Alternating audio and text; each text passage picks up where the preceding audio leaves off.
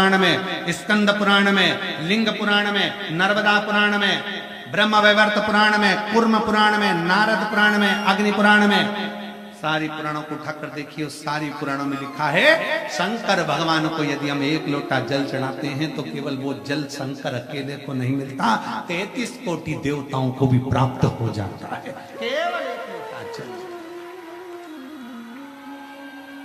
और भ्रम में न जाइए, कई माताएं मंदिर में जाती हैं जल चढ़ाने के लिए, गलती कर जाती हैं। कई माताएं मंदिर में गई जल चढ़ाने, लोटा भर के एक लोटा जल, ये यहाँ शास्त्र कह रहा है सारी समस्या का हल एक लोटा जल। अब तुमने एक लोटा जल पूरा शंकर जी को कहां चढ़ाया है? ईमानदारी से बोलो, कितनी कितनी विचार की बातें, जरा विचार करना। तुम्हारा तुम कह रही हो मेरा भोलेनाथ सुन नहीं रहा, मेरा भोलेनाथ सुन नहीं रहा, मेरा भोलेनाथ सुन नहीं रहा, क्योंकि तुम लोटे में से भी तो जल चुरा कर दूसरे को चढ़ा दिया। एक लोटे जल में से वही शंकर जी को चढ़ा दिया, उसी लोटे का पानी थोड़ा सा बचा के गणेश जी को चढ़ा दिया, उसी में थोड़ा बचा के पार्वती जी को चढ़ा दिया, उसमें थोड़ा बचा के कार्तिकेय जी को चढ़ा दिया। अब यहाँ बात चल रही है सारी समस्या का हल एक लोटा जल।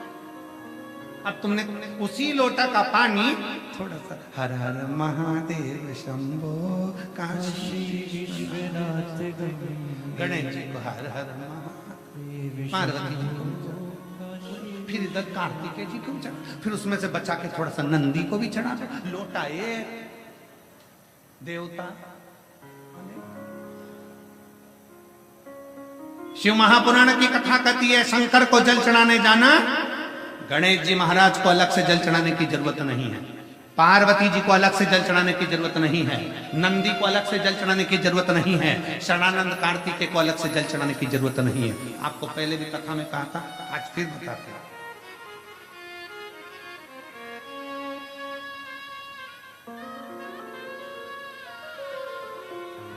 जैसे ये शिवलिंग, ये जलाधारी, ये शिवलिंग, ये गोल जो जलाधारी है, किसका हस्त कमल है? जम के बोलो, पार्वती। जहां से जल बहता है उसके राइट हैंड में गणेश, लेफ्ट में कार्तिक, बीच में अशोक।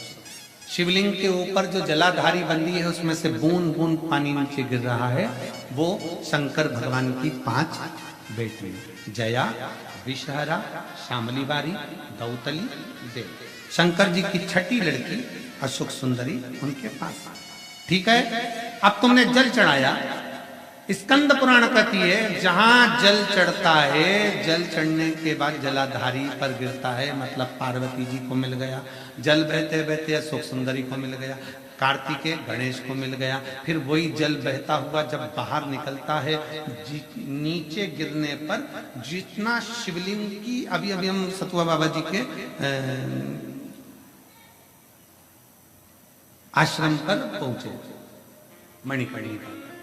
अभी सुबह जब बाबा विश्वनाथ जी का दर्शन किया, अभिषेक किया, तब वहां पहुंचे।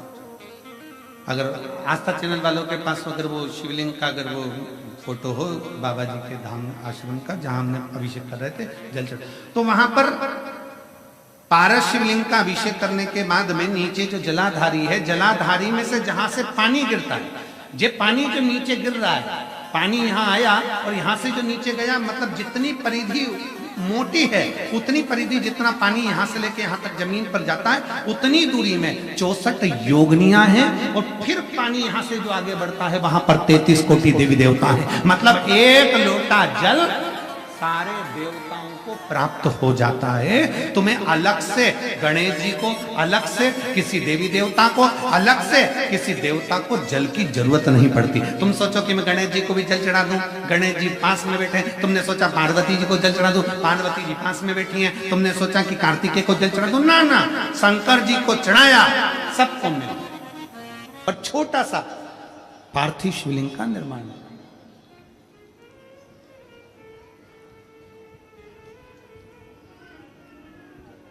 समझ लेना जरा। तुमने पार्थिव शिवलिंग बनाया, जलाधारी बनाई,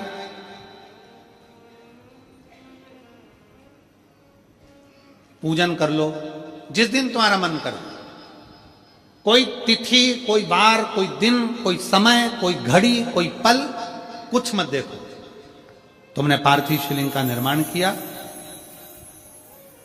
3 आखा चावल 3 अक्षत। आखा चावल जानते हो, साबुदाना, आखा चावल, 3 चावल के दाने, एक गणेश जी की जगह, एक अशोक सुंदरी की जगह, एक षडानंद कार्तिकेय जी की जगह, 3 चावल, 3 दुर्वा, एक गणेश जी की जगह, एक अशोक सुंदरी की जगह, एक षडानंद कार्तिकेय जी की जगह, 3 बेलपत्र। जहां पर माता पार्वती जी का आपने ये जलाधारी बनाई है, उसी जलाधारी पर यहां से पानी बहता है, इसके ठीक विपरीत में यहां 3 बेलपत्र तीनों रख दीजिए। और छोटा सा कलश हो या बड़ा सा कलश हो, 3 लोटा जल यहां बैठकर, जहां पर आपने बेलपत्ती रखी है उसी के वहीं पर बैठकर इस शिवलिंग पर 3 लोटा जल धीरे धीरे अपने मन की कामना कर कर, बाबा आज मैं दुखी हूं, बाबा मुझे ये तकलीफ है, बाबा मेरे बच्चे ये काम में गए हैं, बाबा ऐसा है, 3 लोटा जल बाबा को धीरे धीरे अपने भाव कहकर, फिर तुम्हारे पास में जो पूजन का सामान हो वो चढ़ाकर बाबा की आरती कर कर दिया लगा दो। जब दिया ठंडा हो जाए उस शिवलिंग का विसर्जन कर दो। आप पाओगे, आपने अगर 2 या 3 बार कभी भी तुम्हारा मन करा कर लिया, आपको खुद लगेगा कि मेरे घर में संपदा कैसे बढ़ रही है और कार्य कैसे सिद्ध हो रहा है। शिव आराधना में भगवान शंकर की, शिव भक्ति में भगवान शंकर की अविरल भक्ति में पार्थिव शिवलिंग का निर्माण और पार्थिव शिवलिंग की पूजन हमें बल प्रदान करती है, हमें बल देती है।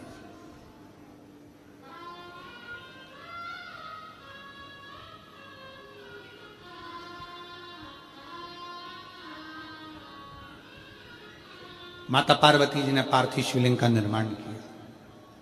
शिव जी ने देखा पार्वती जी को कि पार्वती जी पार्थिव शिवलिंग का निर्माण कर रही, तो शंकर जी ने पूछा, पार्वती तेरी शादी नहीं हो रही थी इसलिए तूने पार्थिव शिवलिंग का पूजन करा, तू चाहती थी मुझसे विवाह करना चाहती थी इसलिए पार्थिव शिवलिंग का पूजन करा, अब क्या चाहती है? अब तो मैं तुझे मिल गया, अब तो मैं तुझे प्राप्त हो गया, अब तुझे क्या चाहिए? अब तुम मुझसे चाहती क्या है? पार्वती जी ने हाथ जोड़कर भोलेनाथ जी से विनय करा, अब मुझे कुछ नहीं चाहिए, बस इतना चाहिए कि मैं कैलाश पर रहूं या शमशान में रहूं, जहां भी रहूं मेरे हृदय में कभी भी दुख ना हो, मैं प्रसन्न होकर अपनी जिंदगी को आपकी सेवा करते करते निकाल दूं, आपकी प्रसन्नता पूर्वक।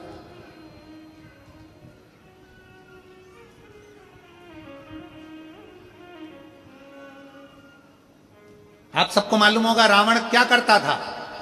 रावण ने अपने शीश काट कर दिए, रावण ने तप करा, रावण ने साधना करी, रावण ने तपस्या करी, बहुत करी, पर भगवान प्रसन्न नहीं हुए।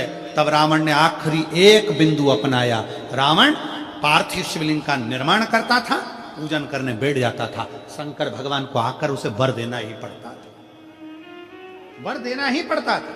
पार्थिव शिवलिंग के निर्माण का, पार्थिव शिवलिंग के पूजन का, पार्थिव शिवलिंग की आराधना का फल बहुत।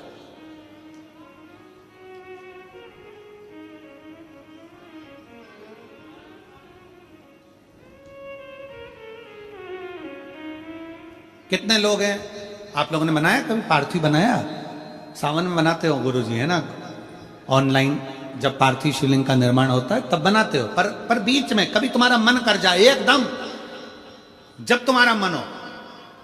अब कई लोग कहते हैं गुरुजी पार्थिव लिंग का पूजन करना है तो पति पत्नी का दोनों का होना जरूरी है, शादीशुदा होना जरूरी है, या ऐसा जरूरी है या वैसा जरूरी है। शिव महापुराण की कथा कहती है बच्चे हो बच्ची हो, शादी हो गई नहीं हुई, विवाह हो गया, जैसे भी हो, आप जैसे हो वैसे पार्थिव लिंग का निर्माण करो, वो पूजन करो।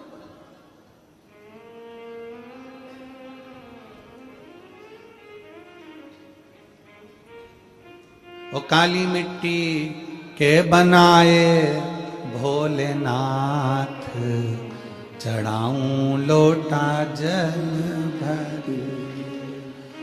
पीली मिट्टी के बनाए भोलेनाथ, चढ़ाऊं लोटा जल भर। बालू रेत के बनाए भोलेनाथ, चढ़ाऊं लोटा जल भर।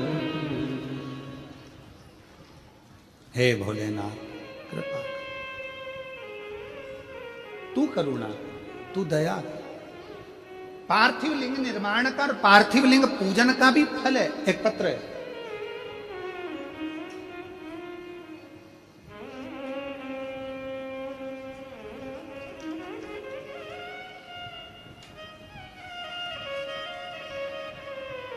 मेरा नाम सुमित्रा यादव है, मेरे पति का नाम संदीप यादव है।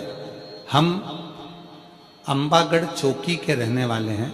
जिला मोहला, मामपुर, अंबागढ़ चौकी से हैं। कहीं बैठे हो तो हाथ हिला सकते हैं। अंबागढ़ चौकी से सुमित्रा यादव, पति का नाम संदीप यादव। हम अंबागढ़ चौकी के रहने वाले हैं। हाथ हिला दो एक बार, हाथ हिलाओ। आ जाओ, बच्चे को लेके आ जाइए। गुरुजी, हमने शादी के 5 साल तक तो इलाज करवाया। 6 साल, 7 साल, 8 साल, 9 साल, 10 साल, 11 साल, 12 साल, 13 साल, 14 साल, 15 साल, 16 साल, 17 साल, 18 साल हमने शादी के इंतजार करा कि बच्चा होगा, संतान होगी, पर संतान का सुख नहीं हुआ। 18 साल हो गए शादी के, पर संतान का सुख नहीं आया। डॉक्टरी इलाज करवाया, रिजल्ट भी कुछ नहीं मिला। गुरुदेव, लाखों रुपए लग गए, पर कोई रिजल्ट नहीं आया। आपकी कथा 2022 में हाले कोसा में हुआ। तब मेरी मम्मी और मेरी बहनों ने आपके द्वारा बताया गया सफेद आंकड़े की जड़ का प्रयोग हम दोनों ने उपाय किया। घर में छोटा सा शिवलिंग, जिस पे जल चढ़ाना, आचमन करना और पूजन करना। महादेव की ऐसी कृपा हुई गुरुदेव कि 6 महीने बाद मेरा गर्भ ठहर गया। और बाबा की कृपा से 30 अप्रैल 2024 को मेरे घर में 18 साल के बाद संतान ने जन्म लिया, जिसका फोटो लगा रहे हैं। 18 साल के बाद मेरे बाबा ने मेरे घर में संतान दी। एक पत्र और है, मेरा नाम चमेली साहू है, पति का नाम मुनेश्वर साहू है। मैं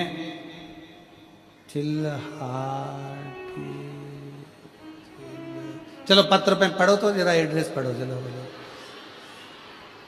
क्या लिखा है? चिल्लाती, चिल्हाटी। हाँ ठीक है, हम भी समझ गए हो। ठीक है, चिल्हाटी, जिला गोंदिया, महाराष्ट्र से आई हूं। मेरी शादी को 15 साल हो गए थे गुरुदेव। कहीं बैठी हो तो हाथ हिला सकती हैं। अगर कहीं बैठी हो तो हाथ हिलाएं। 15 साल मेरी शादी को हो गए थे, और अगर बच्चे को लाई हैं तो लेकर आ सकती हैं। 15 साल शादी को हो गए थे, बहुत इलाज करवाया, कुछ नहीं हुआ। 2022 में हाले कोसा में शिव महापुराण की कथा हुई, तो एक दिन की कथा सुनी और कथा स्थल पर झोली पसार कर बाबा से पंडाल में विनती करी। गुरुजी बोलते हैं कि पंडाल में जो मांगा जाता है वो मिलता है। मैंने भी पंडाल में आकर 2022 में बाबा से प्रार्थना करी इसी हाले कोसा में, और बाबा की कृपा से 2023 में मुझे पुत्र रत्न की प्राप्ति हुई। मैं बाबा को 15 साल के बाद औलाद हुई है, प्रणाम करने के लिए आया। हाले कोसा ने सबका हाल बदल दिया।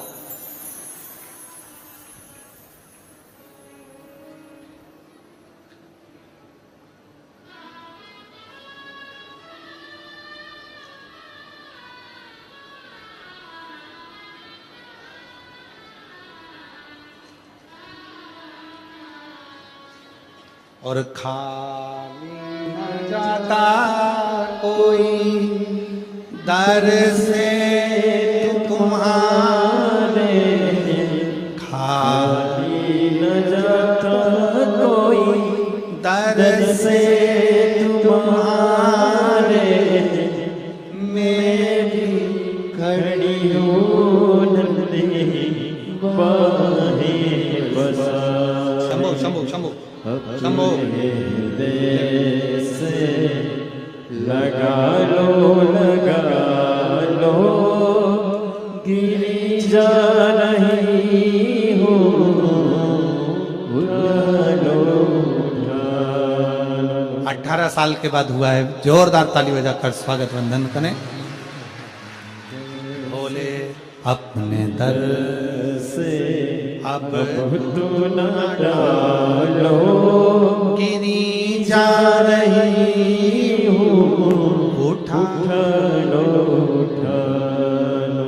शिव से हम जो कहें पार्वती जी कर रही हैं।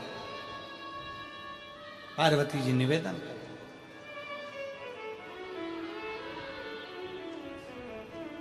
पार्वती जी कह रहे।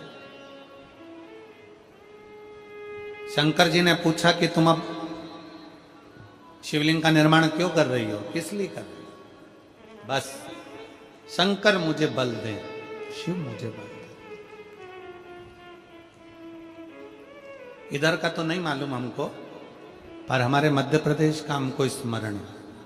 शादी कर कर लड़की जब अपने ससुराल में पहली बार आती है तो वहां गोरानी करी जाती है, गोरनी करी जाती है, सुहागिलें करी जाती है। अब आपके यहां होती है कि नहीं होती हमको नहीं मालूम। होती है, यहां पर भी सुहागिलें होती हैं। आ जाओ।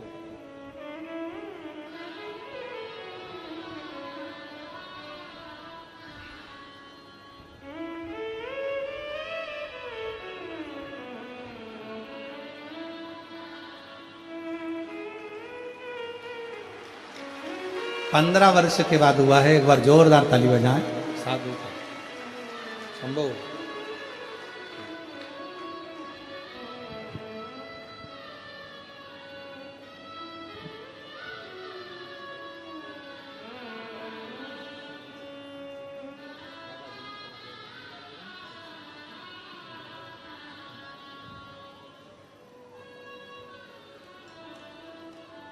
हमारे मध्य प्रदेश में जब लड़की घर में आती है शादी कर कर, बहू जब आती है तो प्रथमता में गोरानी होती है, गोरनी सुहागिन होती।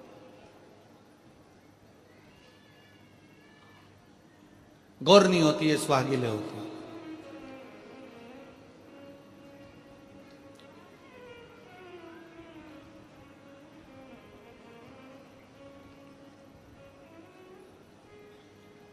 किस लिए होती है? कोई तुमसे पूछे शादी के तुरंत बाद ये बहू को बिठाकर गोरनी सुहागिल क्यों करी जाती है? शिव महापुराण की कथा कहती है, शंकर भगवान के शिवलिंग को बनाकर माता पार्वती जी ने पूजन कर कर शिवलिंग में से ही सिंदूर लेकर अपनी मांगों में भरा है। आज भी सुहागिल में, गौरनी में ऐसा बनाया जाता है और उसके अंदर सिंदूरा दिया जाता है। उस सिंदूर को लोग अपने मांग में भरते हैं। इधर भरते कि नहीं भरते वो हमें नहीं मालूम। भरते हैं इधर भी, ठीक, आज भी भरते हैं।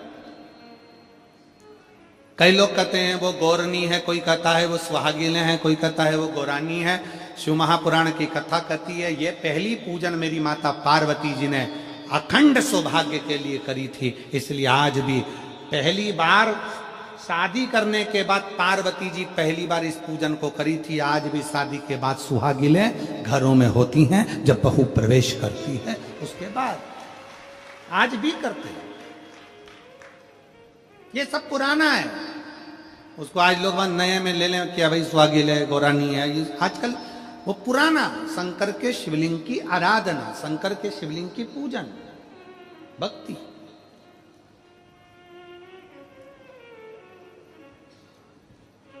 तो शिव महापुराण की कथा कर रही है, भगवान शंकर का चरित्र कर रहा है। पार्वती जी ने शंकर के शिवलिंग का निर्माण किया।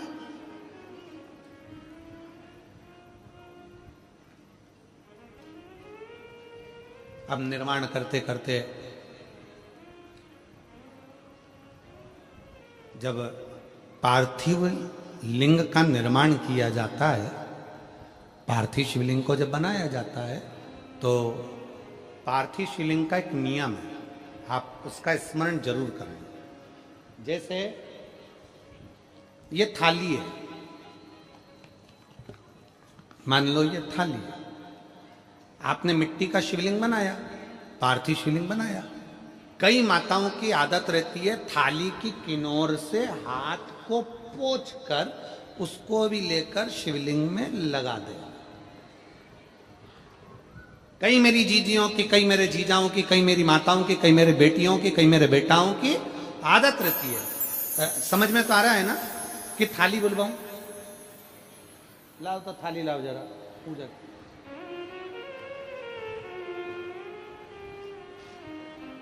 उठा लाओ, ऐसे ऐसे लिया।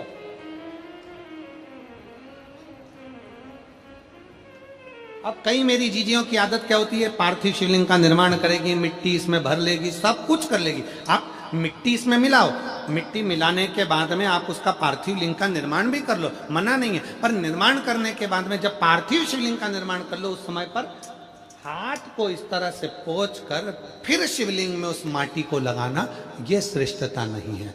पार्वती जी ने पार्थिव लिंग निर्माण के समय पर एक छोटा सा भाव प्रकट कर दिया, और जब छोटा सा भाव प्रकट किया तब शंकर भगवान ने कहा, पार्वती, ए पार्वती, तुमने पार्थिव लिंग निर्माण के समय पर माटी को अपने हाथ से खरोच कर लगाया है,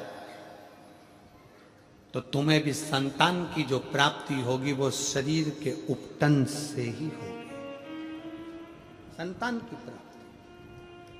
और सुनो पार्वती, तुमने वो माटी को बाद में अंकित किया गया है, इसलिए तुम्हारे पुत्र का शीश कटकर फिर वापिस अंकित किया जाएगा, पुनः फिर लगाया जाएगा। शिवाराधना में मिट्टी को बनाओ, पर मिट्टी चारों तरफ लगी, आप पोंछो, मना नहीं है। आप हाथ भी पोंछ लो, हम मना नहीं करेंगे, आपको हाथ पोंछना है आप पोंछो, पर उस मिट्टी को फिर वापस शिवलिंग के साथ में, जब शिवलिंग बन गया फिर उसी मिट्टी को वापस आप उसमें पोत रहे हो, ये श्रेष्ठता नहीं है, उसकी श्रेष्ठता नहीं है। ये अचार की बरनी नहीं है कि यहां से निकालो यहां से निकालो और लगा के रोटी में फिंगर बना के, फुंगा बना के खा लो।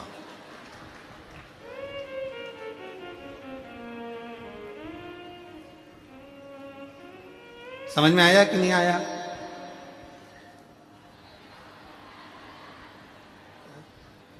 नहीं तो तुम आधे इधर वाले कह दो, बीच वाले कह दे और इधर वाले, उसी में कहा लो जाए, मैया मोरी में नहीं माखन खाए। तो यशोदा मैया पूछे, सही से बता दे, खाया कि नहीं खाया? और कन्हैया बोले, मैया मोरी में नहीं माखन खायो, और वो पूरी मुंडी घुमा।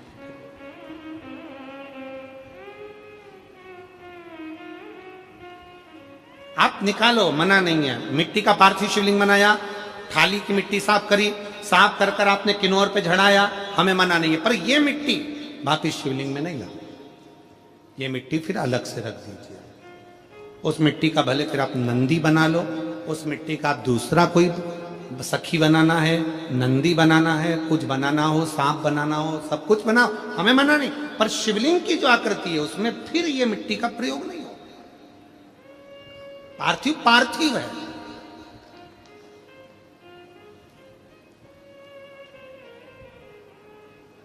क्यों एक बार बोला, शिव महापुराण में आपने सुना होगा, हमने कहा कि गमले में भी पार्थिव शिवलिंग का निर्माण कर सकते हो। गमले में कैसे? गमला भरा पड़ा हुआ है, वहीं पर तुमने पार्थिव शिवलिंग को उठाया, निर्माण करा। अब वहां पर तुमने हाथ तो नहीं पोंछा, क्योंकि गमले में ही तुम पार्थिव लिंग का निर्माण कर, जाके हाथ धोया, बाबा की पूजन कर ली, शिव स्मरण कर ली। पार्थिव पूजन का एक आनंद।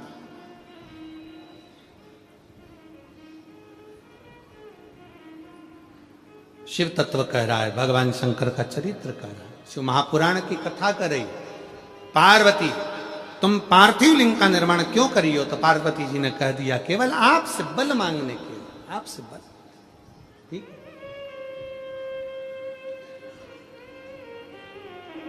शिव कथा कह रही है, भगवान शंकर का चरित्र करा। अभी आपको कथा में कहा था देव और महादेव दोनों में अंतर होता है। देव दर्शन देते हैं और महादेव अपने भक्त को दर्शन के लायक बना देते हैं। शिव में, देव में और महादेव में अंतर है। अब ये इतने सारे पत्रों में आपने पत्रों को देखा, उसमें कई लोगों की नौकरी लगी, कई लोगों का ऐसा हुआ वैसा हुआ, तो ये महादेव ने आपको दर्शन के लायक बना दिया।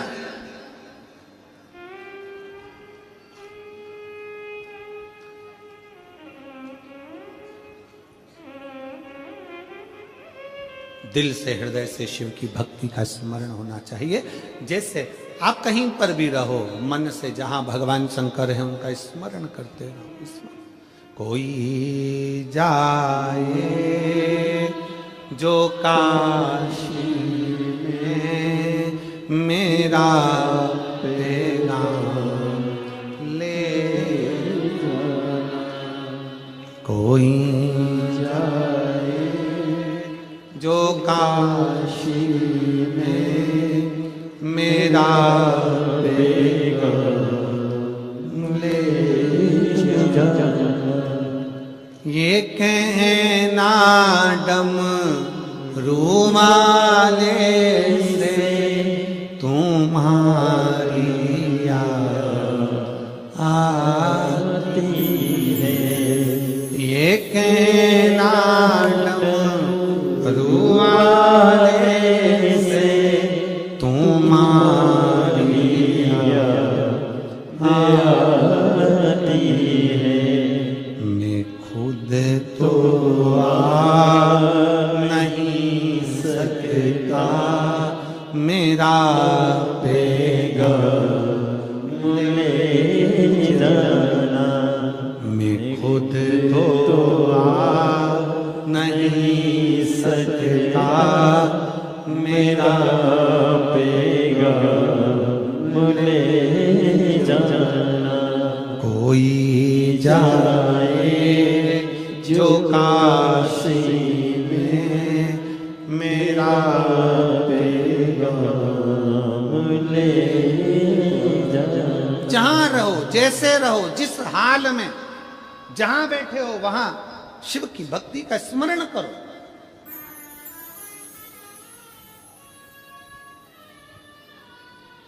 शिव को भजो।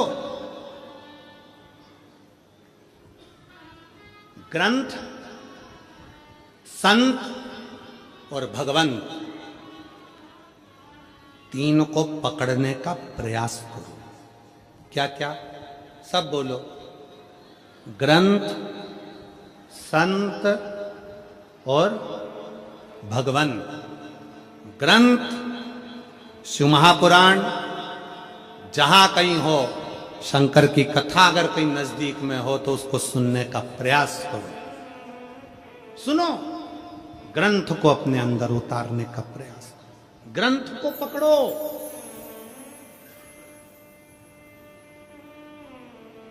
मैगजीन नहीं, फालतू की किताबें नहीं, ग्रंथ को पकड़ो, पढ़ो, सुनो,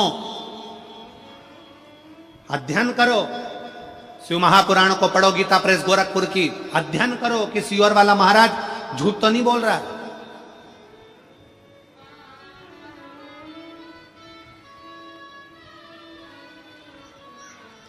जितना महाराज बोलते हैं वो शिव महापुराण में है कि नहीं? पढ़ो, अध्ययन करो।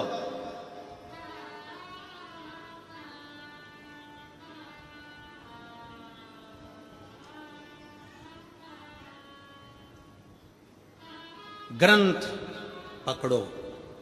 दूसरे नंबर पर जम के बोलो संत, उनको भी पकड़ने का प्रयास करो। कोई संत जीवन में ऐसा मिल जाए जो आपकी बुद्धि में, आपके विवेक में, आपकी चित्त में परमात्मा को जोड़ दे। वो संत नहीं चाहिए जो अपने से जोड़े, संत वो होना चाहिए जो परमात्मा से जोड़े। आज के जमाने में बहुत सारे संत ऐसे हैं, बहुत सारे लोग ऐसे हैं जो अपने से जोड़ना चाहते हैं। हमारे आश्रम आओ, हमारे दरवाजे पर आओ, हमारा दर्शन करने के लिए लंबी लाइन लगाकर खड़े हो जाओ, हमारा दर्शन करो, हम निकले हमारा दर्शन करो, हम गाड़ी से जाएं हमारा दर्शन करो, हमसे जुड़ो ना। संत परमात्मा से जोड़े तो समझना कि संत है।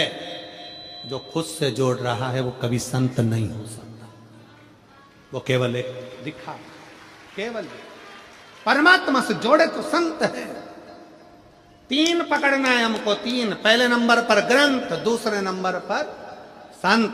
संत वो हो जो भगवान से जोड़ दे।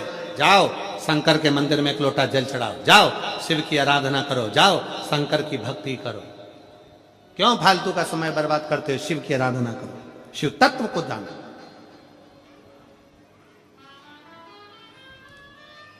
कई लोग हमसे कहते हैं, ये हमारे दिनेश साहू जी हमसे कह देते हैं, गुरु जी आप मिलते नहीं हो। हमने कहा दिनेश भी आपको मालूम है कि हम मिलते ही नहीं है, 4 दिन तो मिले ही नहीं। 5 बार, 6ठा दिन 2 दिन बचते हैं, वो भी प्रयास करते हैं कि थोड़े बहुत लोगों से मिल लें, श्री शिवाय नमस्तुभ्यम हो जाए और 7वें दिन अपने घर चल रहे। हमसे मिलकर क्या करोगे? मिलो उससे। ओके, तुझसे मिलने के लिए तेरी कसम। मिलो उससे, परमात्मा से, शिव से, ओघड़दानी, शंभु त्रिकालदर्शी, कैलाशी से। संत इंसान मनुष्य से मिलकर क्या? संत वो है जो परमात्मा से जोड़े, संत वो नहीं जो अपने आप से जोड़े परमात्मा से। जाओ एक लोटा जल लो, शंकर के मंदिर जाओ, जाओ बेलपत्री लो, शिव जी के मंदिर जाओ, जाओ शंकर जी को एक अक्षत चढ़ाना, दाना चढ़ाना, जाओ शंकर के मंदिर में झाड़ू लगाना, पोछा लगाना, जाओ शिव की आराधना करो। पहले नंबर पर है ग्रंथ, दूसरे नंबर पर जम के बोलो जरा संत, और तीसरे नंबर पर भगवंत। भगवंत कैसा?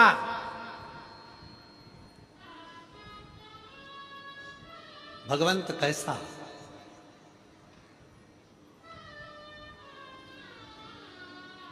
आज सुबह हम चर्चा कर रहे थे तो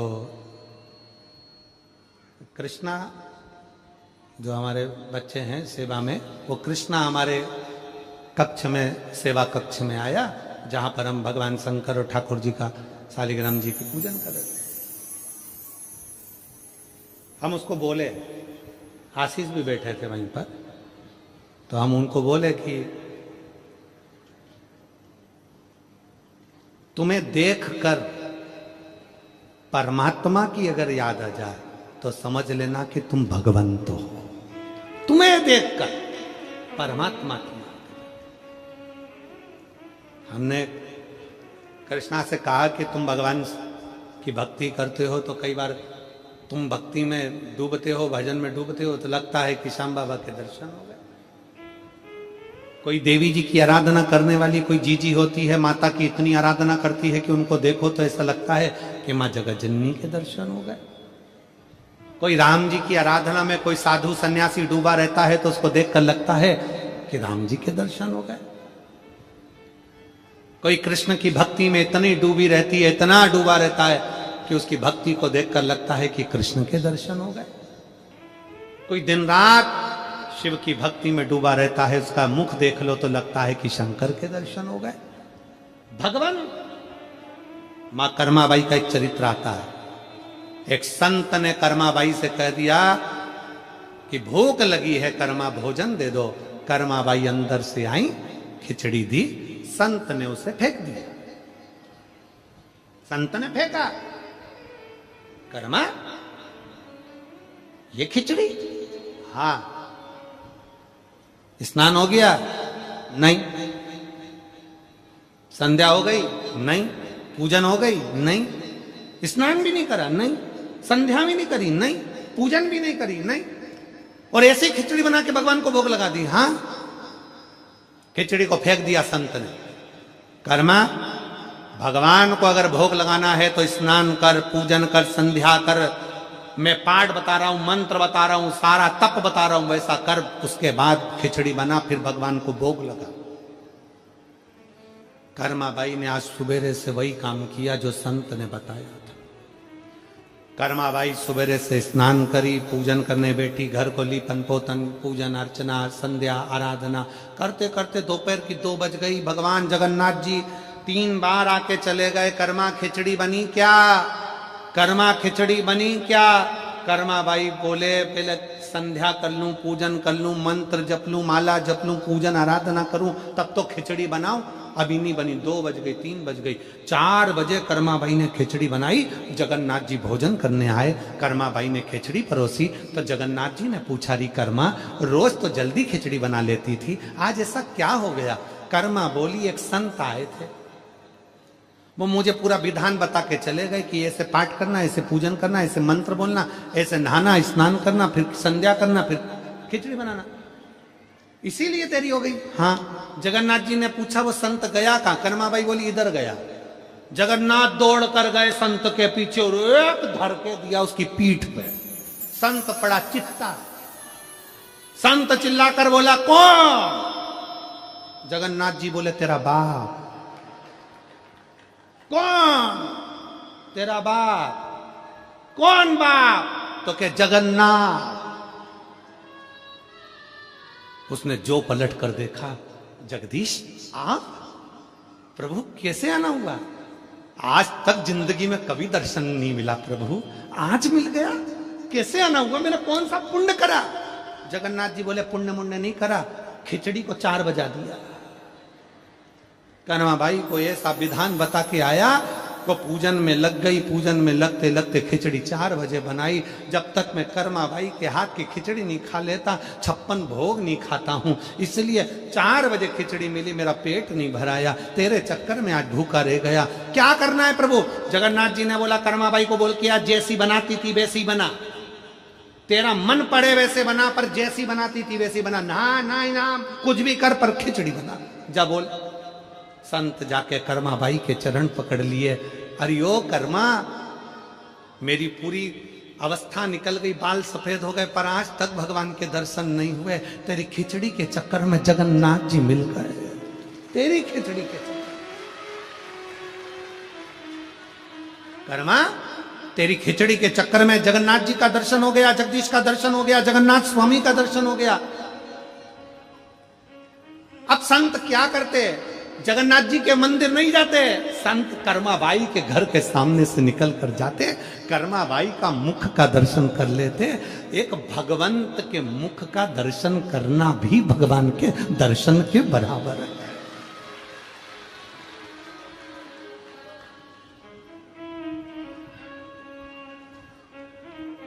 और साचो प्रेम प्रभु में हो तो मूरत बोले काट की, और जीमो महाराज श्याम धरी जिमावे। कितना भाव कर्माबाई, कोई साहस है? अरे बाबो मारो गांव गयो है, ना जाने कद आवेगो, और ऊके भरोसे बैठो सावरा, भूको ही रहे। कर्माबाई ने खिचड़ी बनाई, घी की कटोरी, गुड़ थाली में रखकर। छोटी सी कर्मा थी, छोटी सी, जब पहली बार खिचड़ी बनाई थी कर्माबाई ने, पहली बार। बाबा जाते जाते कह गए, कर्मा ठाकुर जी हैं, भोग लगाना, लड्डू गोपाल है, भोग लगाना। कर्माबाई कहती हाओ। पिताजी चले गए गांव, मैया भी चली गई। कर्माबाई ने सोचा खिचड़ी कैसे बनाती, याद तो है ही नहीं। पड़ोसी के यहाँ गई, क्या करूं कि खिचड़ी बना, कैसे? कर्माबाई को याद आ गया, 1 बाल्टी पानी, 2 कटोरी चावल, आधी कटोरी दाल, नॉन मिर्ची डाल के रख दी हंडे पर, जो चूल्हे पर। खिचड़ी तो नहीं बनी, पर सब्जी बन गई चावल की। कर्माबाई ने सोचा बिगड़ गई। कर्माबाई फिर पड़ोसी के यहाँ गई, पूछा खिचड़ी कैसे बनाते? तो कहा 4 गिलास पानी डाल, जिसको नहीं आती लिख लो रे खिचड़ी बनाना। 4 गिलास पानी डालो, 2 गिलास चावल, आधी कटोरी दाल, नमक और मिर्ची, और लगा दो चूल्हा पे, धर दो, और बनाई खिचड़ी। कर्माबाई की खिचड़ी तैयार, थाली में रखी। कर्माबाई को खुद भूख लगने लगी खिचड़ी को देखकर। घी की कटोरी, गुड़ की खोड़ी, और कर्माबाई भगवान के सामने लेके बैठ गई। भगवान जी मो इतने प्रेम से बोली, जल्दी खा ले, मुझे भूख लग रही है। भगवान इतने भोले, तुरंत प्रकट हो गए बच्चे के रूप में। कर्मा, कितनी जोरदार खिचड़ी बनी है, ला मैं खा लेता हूं। इतने में कर्माबाई बोली, तुम कौन? भगवान बोले, मैं भगवान कृष्ण। कर्माबाई बोली, तुम कृष्ण? सही बता दे, कौन सी खिड़की में से घुस के आया और किसका छोरा है? खिचड़ी देख के खाने आ गया, जल्दी बता कहां से आया। भगवान बोले, मैं खिड़की मिड़की में से नहीं आया, मैं तो प्रकट हुआ हूं। कर्माबाई हंसने लगी, अपनी 2 चोटी बंदी थी, उसमें रिबिन बना था, केला वाली चोटी, काली बिंदी, लहंगा, चोली, और कर्माबाई हंस के बोली, मैं सब जानती हूँ चोटे, तू कहीं ना कहीं से कूद के आया है, सही बता दे कहां से आया। कर्माबाई पूछ रही, भगवान बोले, सही में मैं भगवान। तू भगवान है? हाँ, ठीक है, बता तेरे पिताजी का नाम क्या है? भगवान बोले, तुझे नहीं मालूम? भगवान बोले, कर्माबाई बोले, मुझे सब मालूम, तू बता तेरे पिताजी का नाम क्या है? भगवान बोले, मेरे पिताजी का नाम नंद बाबा है। कर्माबाई बोली, अब तो उठ के ही खड़े हो जा, तुझे इतना ही नहीं मालूम कि भगवान कृष्ण के पिताजी तो वसुदेव जी थे?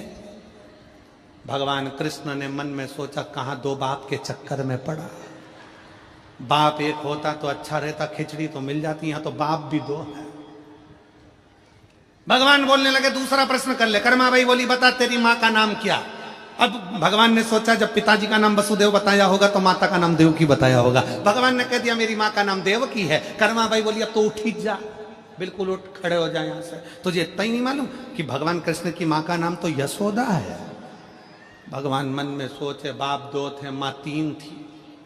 एक ने जन्म दिया देवकी, दूसरी ने पाला यशोदा, तीसरी ने दूध पिलाया पूतना, वो भी तो मां। भगवान बोले, एक बार मेरा निवेदन स्वीकार कर ले, मुझे खिचड़ी खाने दे। कर्माबाई ने बोला, ठीक है खा ले, मना नहीं, अब इतनी दूर से आया है तो खा ले। खिचड़ी के 2 हिस्से कर दिए, आधी तेरी आधी मेरी, गुड़ इधर, घी इधर। और कर्माबाई ने कहा, तू तेरी खिचड़ी खाना, तेरे बाप की सौगंध है, तेरी खिचड़ी खाना, मेरी मत खा। भगवान ने मन में सोचा, ये पूरी खिचड़ी कर्मा ने मेरे लिए बनाई थी और कसम भी दे रही है, तो खिचड़ी तो मैं पूरी खाऊंगा। कर्माबाई ने कहा, भगवान कृष्ण बोले कर्मा से, बिना पर्दे के नहीं खा सकता। कर्माबाई मन में सोची, कितना चोटा है, बिना पर्दे के पूरी खाना चाहता है। मेरे यहां पर्दा मर्दा नहीं है, जाओ, खाना हो तो खाओ, वरना जाओ। कर्माबाई को याद आया, अरे भूखा चले जाएगा। कर्माबाई 36 कली का लहंगा पहनी थी, लहंगे की कर दी ओट, और कर्माबाई ने लहंगे की ओट कर कर कहा, मैं नहीं देखूंगी, तू खा ले, तेरा हिस्सा खाना हो, तेरा ही खा। और भगवान अपना खिचड़ी का हिस्सा खाना प्रारंभ करे। कर्माबाई थोड़ी सी झांक के देखी, कहीं पूरा नहीं खा जाए। भगवान बोले, तू मुझे देख रही है? भगवान बोले, तू मुझे बार बार देख रही। कर्माबाई बोली, अब नहीं देखूंगी, पर तू तेरा ही खाना। भगवान खुद का हिस्सा तो खाए, साथ में कर्माबाई का भी खाए। जैसे ही खाए, आखिरी में कर्मा ने देख लिया ये पूरा खा जाएगा, भगवान का हाथ पकड़ लिया। कर्माबाई ने कहा, छोड़।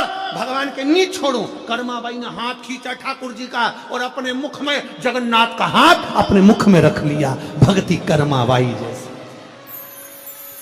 कर्मा जैसी भक्ति, जगन्नाथ का हाथ कर्माबाई के मुख में। और पर्दो भूल गई सांवरिया, पर्दो फेर लगायो जी, और घांगरिया की ओट बैठ कर शाम खींचड़ो खायो जी। और भोला भाला भगता ने सांवरिया कैया आट की, और जीमो महाराज सामधनी जीमा वे बेटी। अरे धन्य है, संपूर्ण साहू समाज को साधुवाद देता हूं जो आप कर्माबाई के उपासक हो, कर्माबाई की भक्ति करते हो, मां कर्मा के वंशज हो। संपूर्ण साहू समाज को साधुवाद, शिव तत्व है। मंगलवार का व्रत करते हो, जम के बोलो, कोई करता होगा आप में से, कोई करता होगा, हनुमान जी। शुक्रवार का व्रत संतोषी माता का, लक्ष्मी जी। शनिवार का व्रत, बोलो बोलो, जम के बोलो, जम के तो बोलो, शनि महाराज जी। गुरुवार का व्रत बृहस्पति। अब कभी अगर मौका मिले तो एक बार स्कंद पुराण पढ़ना। स्कंद पुराण का काशी खंड स्मरण करिएगा या अवंतिका खंड स्मरण करिएगा। स्कंद पुराण के अवंतिका खंड में, काशी खंड में वर्णन मिलता है। तुम चाहे रविवार का व्रत कर लो, सोमवार का कर लो, देवी का कर लो, देवता का कर लो, चाहे चतुर्थी कर लो, चाहे छठ कर लो, चाहे पंचमी कर लो, कोई सा भी व्रत कर लो, व्रत का फल तुम्हें देवता बिना शंकर की आज्ञा के दे ही नहीं सकते। शिव कहेंगे तो फल मिलेगा, शंकर कहे तो फल मिलेगा। किसी का भी व्रत करो, आज्ञा शिव की हो, निवेदन शंकर का हो। इसलिए शिव महापुराण की कथा कहती है कि तस्वीर में जितने साथ हैं, ये तुम्हारी विपरीत तकदीर में साथ नहीं है। विपरीत तकदीर। और अंत समय प्रभु आना पड़ेगा, वचन दिया तो निभाना पड़ेगा। आए ना आए प्रभु कुटुंब कबीला, अंत समय प्रभु आना पड़ेगा, वचन दिया तो निभाना पड़ेगा। कोई साथ नहीं देगा, कोई नहीं आने आने आएगा वही जिसका तुमने स्मरण किया।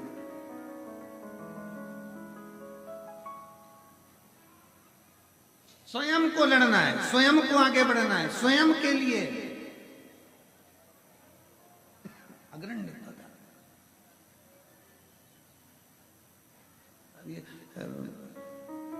सतुआ बाबा जी के हम प्रयागराज जाते हैं, तो प्रयागराज में जब माघ मेले में जाते हैं तो बाबा जी का एक कोतवाल है, वो है भैरव बाबा। तो वो एक हाथ में तो भाला रखता है और दूसरे हाथ में माला रखता है। अब कितनी प्रेरणा देता है कि एक संत, साधु, महाराज, ब्राह्मण, तपस्वी ये हमको प्रेरणा दे रहा है कि राष्ट्र को मजबूत करना है तो माला और भाला दोनों चाहिए।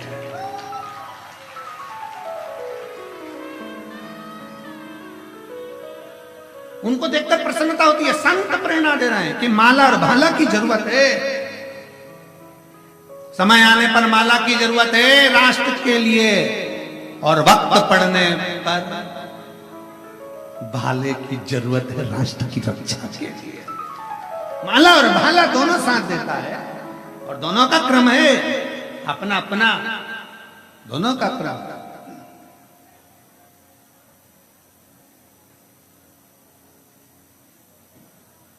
शिव कथा कर रही है, शंकर की कथा कर रही है। बेटी ने जन्म ले लिया, सची बेटी शंकर की आराधना में लग गई। इसी काशी की पवित्र भूमि पर, इसी काशी की दना पर भगवान शिव की आराधना कर, शंकर की आराधना लगी। भगवान शिव की आराधना में, शंकर की आराधना में शिव डूबी ही, उसको शुद्ध नहीं पाई। एक दिन पुलमासुर निकल कर जा रहा था, अपनी बेटी को देखा तो बेटी शंकर की आराधना कर रही, शिव की आराधना। पुलमा ने पूछ लिया, ये कौन है, ये तूने क्या बनाया? बालू रेत पर शंकर का शिवलिंग बनाया, जल चढ़ा रही, पूजन कर रही, आराधना कर रही, कौन है ये? कौन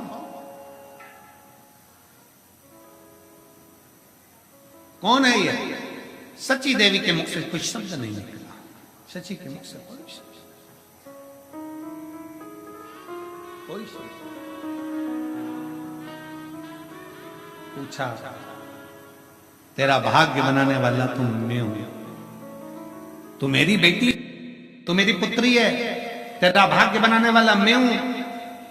सची देवी ने अपने मुख से कह दिया, पिताजी जन्म देने वाले आप हैं, जन्म देने वाली मां है, पर भाग्य पलटने वाला तो केवल एक है, और वो देव अधिदेव महा।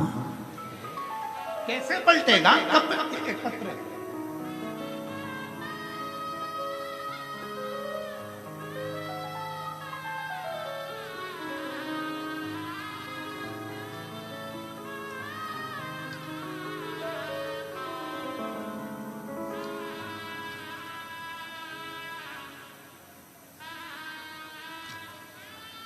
पहले आप एक फोटो देखिए जिसमें सिर के अंदर 132 टांके लगे। उसको क्लोज करिए थोड़ा सा, इसको थोड़ा क्लोज कर कर दिखाइए। जो लोग एलईडी के सामने बैठे हैं उसको देखिए। सिर के अंदर 132 टांके लगे, 132 टांके सिर के अंदर। अब पत्र देखिए। मैं विद्या दीक्षित हरदोई उत्तर प्रदेश से की निवासी हूं। मेरी उम्र 72 साल है। कहीं बैठी हूं तो हाथ हिला सकती हूं, अगर कहीं बैठी हूं तो हाथ हिला सकती हैं। मैं विद्या दीक्षित हरदोई उत्तर प्रदेश की निवासी हूं। मेरी उम्र 72 साल है। गुरुजी, मैं बाबा का क्या वर्णन करूं। मैं 4 साल से आपकी कथा सुन रही हूं। मैं 7 बार सीहोर भी जा चुकी हूं। मंदिर में रोज जल चढ़ाती हूं। मेरे गठिया थी, बाबा की कृपा से मैं बिल्कुल ठीक हो गई हूं। एक दिन मैं शिव मंदिर में बाबा के पास बैठी हुई थी। हमें नहीं मालूम पड़ा कि बाबा क्या करता है। मेरे परिवार के लिए बाबा ने बहुत कुछ किया है। 22 मई 2024 शाम 5 बजे मेरी बहू सीढ़ियों से नीचे गिर गई और उसके सिर में इतनी चोट आ गई कि डॉक्टरों ने उसको लखनऊ के लिए रेफर कर दिया। लखनऊ के लिए भेज तो दिया, पर डॉक्टर ने कह दिया ये वहां तक पहुंचेगी, बचेगी ना बचेगी इसका कोई वो नहीं सिर में। अब डॉक्टर ने उसको लखनऊ के लिए भेजा। वहां के डॉक्टरों ने भी मना कर दिया कि इसकी प्राण तो है कि ना पता। जांचें शुरू हुई। बाबा की ऐसी कृपा हुई कि बाबा के भरोसे पर मंदिर गई, बेलपत्र लाकर बहू के पास में रख दिया और बाबा से कह दिया तू जानो तेरा काम जाने। डॉक्टर ने कह दिया 132 टांके लगेंगे क्योंकि सिर पूरा खुल चुका है। 132 टांके लगे गुरुदेव। डॉक्टर ने कहा था इसकी शुद्ध नहीं रहेगी, जान नहीं पाएगी, उठ नहीं पाएगी, हो सकता है कोमा में चल जाए। पर बाबा की कृपा से आज मेरी बहू पूर्ण तरह से ठीक हो गई। मैं बाबा को यहाँ प्रणाम करने के लिए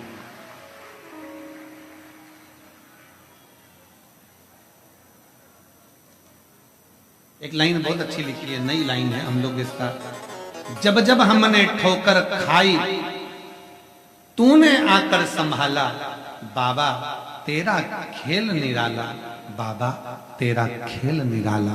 ये विश्वनाथ, ये शंभु, ये ओघड़ दानी अगर कहीं बैठे हो तो एक बेलपत्र लेने के लिए आ सकते। शिव तत्व जान ओघड़ी शंभु जान। सच्ची देवी के मन में भाव जागृत हो गया। शंकर की आराधना में लगे, शिव आराधना में, भगवान शिव की आराधना में जो डूबी, शंकर की आराधना में।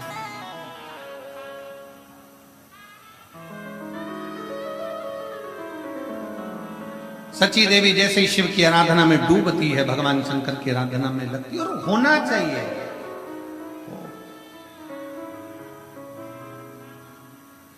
तेरी काशी में भाव से करो।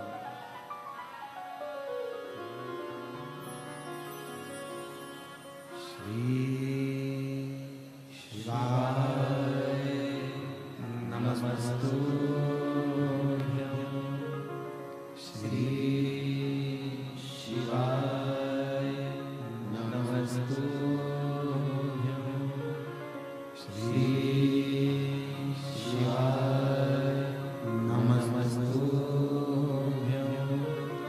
श्री शिवाय नमस्तु। श्री शिवाय नमस्तु। भोला सब दुख काटो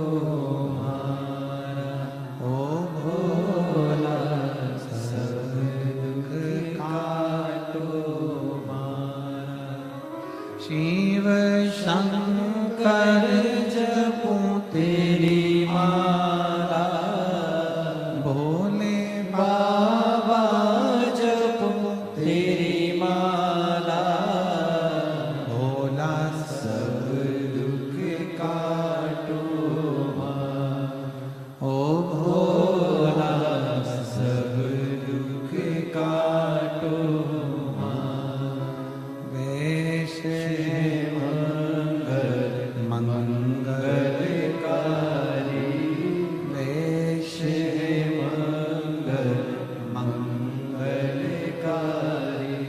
शमशान वासी हमारा, शमशान वासी हमारा, भोला सब दुख काटो मारा। ओ भोला सब दुख काटो मारा। भगवान देव महादेव, भगवान शिव ओगड़दानी त्रिकालदर्शी कैलाशी विनाशी की कथा कर रही है। सची देवी शिव का स्मरण, क्या फल मिला है सची देवी शिव आराधना का? भगवान शंकर ने ऐसी कृपा कर दी, भाग्य लिखने वाला पुलोमा पिता कह रहा है तेरा भाग्य ऐसा लिखूंगा कि तू दुख भोगेगी, क्योंकि तू मुझे नहीं भज रही, तू मेरा स्मरण नहीं कर रही। कई माताओं के मन में आता है कि हम गणेश जी को जल नहीं चढ़ाएंगे, गणेश जी रूठ जाएंगे, देवी जी को जल नहीं चढ़ाएंगे, पार्वती जी रूठ जाएंगी, कार्तिकेय को जल नहीं चढ़ाएंगे, कार्तिकेय रूठ जाएंगे, नंदी को जल नहीं चढ़ाएंगे, नंदी रूठ जाएंगे। नहीं, शिव महापुराण की कथा कहती है एक शिवलिंग पर जल चढ़ाया कि सारे देवताओं को जल चढ़ जाता है। एक शिवलिंग पर, मेरे बाबा पर एक लोटा जल जो चढ़ा वो सारे देवताओं को, यहां तक पितर गंधर्व सबको प्राप्त, हमारे पूर्वजों को पितरों को भी वो जल मिल जाता है। ये आप इतनी संख्या में बैठे हो, लाखों की भीड़ है, 3-3, 4-4 पंडाल, 5-5 पंडाल भरे पड़े हुए हैं, बाहर लोग बैठे हैं। आप अकेले कथा नहीं सुन रहे हो, आप कथा सुनने के लिए आए हो, अपने घर से आए हो, परिवार से कहकर आए हो, कथा में पहुंचे हो, तो केवल तुम्हारा नहीं, यहां तो 7 पीढ़ी की बात ही नहीं आती। उज्जैन के ऋणमुक्तेश्वर मंदिर में तो लिखा शिव महापुराण का लेख कि शिव महापुराण की कथा सुनने वाले की तो 72 पीढ़ियां तर जाती हैं, 7 पीढ़ी। अब कई लोग कहते हैं गुरुजी शंकर जी पे जल चढ़ाकर पीने से बीमारियां चली जा रही है, शंकर जी पे जल चढ़ाकर आचमन करने से गठान गल जा रही है, ऐसा कैसे हो सकता है? उसका कारण केवल इतना है, जब हम शंकर भगवान पे जल चढ़ाते हैं, गंगा, यमुना, सरस्वती, कावेरी, नर्मदा सब जल चढ़ाते से पूरी नदियों का जल उस जल में आ जाता है। पार्वती जी का हस्त कमल, जया, विषहरा, शामली, दौतली सबका जल उसमें मिल जाता है। अशोक सुंदरी और गणेश कार्तिकेय का जल उसमें प्राप्त हो जाता है, और जब हम जल का पान करते हैं तो हमारा रोग धीरे धीरे समाप्त हो जाता है। उस जल की पवित्रता का एक पत्र है, देखिए। कुछ महीनों बाद डॉक्टरों ने तो कहा था कि संतान का सुख नहीं हो सकता, पर कुछ ही महीनों बाद गर्भ ठहर गया। तभी मैं थोड़ा डर गई, ना जाने क्या होगा। डॉक्टर के पास गई, डॉक्टर को दिखाया तो उसने कहा गर्भ ठहर गया, पर बच्चे को खतरा है। ये जानकर मैंने शंकर जी के मंदिर में जाकर जल चढ़ाना प्रारंभ करा, महादेव पर भरोसा कर कर शिव के। अब देखो, कई लोग कहते हैं कि गर्भवती नारी को मंदिर नहीं जाना चाहिए। शिव पुराण कहती है गर्भ अवस्था में अगर बच्चा है तो शंकर के मंदिर में 1 लोटा जल रोज चढ़ाओ, शंकर भगवान तुम्हारे गर्भ की रक्षा करेंगे। मैंने शिव को जल चढ़ाना प्रारंभ करा, बाबा की ऐसी कृपा हुई, 22 दिसंबर 2024 को स्वस्थ पुत्र ने जन्म लिया और मेरे बाबा ने मेरे ऊपर कृपा। जिस रुद्राक्ष को हम सीहोर से लेकर आते हैं, कुबरेश्वर बाबा के धाम से लेकर आते हैं, तांबे के कलश में उसको गलाते हैं और पानी को शंकर जी पे चढ़ाकर उसका आचमन करते हैं। जिसके शरीर पर रोग होता है, तकलीफ होती है, कमर में, घुटने में या शरीर में कहीं ना कहीं दर्द होता है, तो वो गले में धारण करते हैं। स्त्री हो, पुरुष हो, बेटी हो, बेटा हो, सब रुद्राक्ष को धारण कर सकते, सब। एक तुलसी और एक रुद्राक्ष कभी अपवित्र नहीं होते, कभी अपवित्र नहीं होते। कई लोग कह देते हैं रुद्राक्ष को शमशान में चले गया, अपवित्र हो गया। कई लोगों ने कह दिया रुद्राक्ष वहां चले गया, अपवित्र हो गया। तुलसी की माला अपवित्र हो गई, तुलसी अपवित्र हो गई। तुलसी और रुद्राक्ष कभी अपवित्र नहीं होते। तुलसी और रुद्राक्ष तो जो अपवित्र है उसको भी छू ले तो पवित्र कर देते हैं, उसको भी पवित्र कर देते हैं।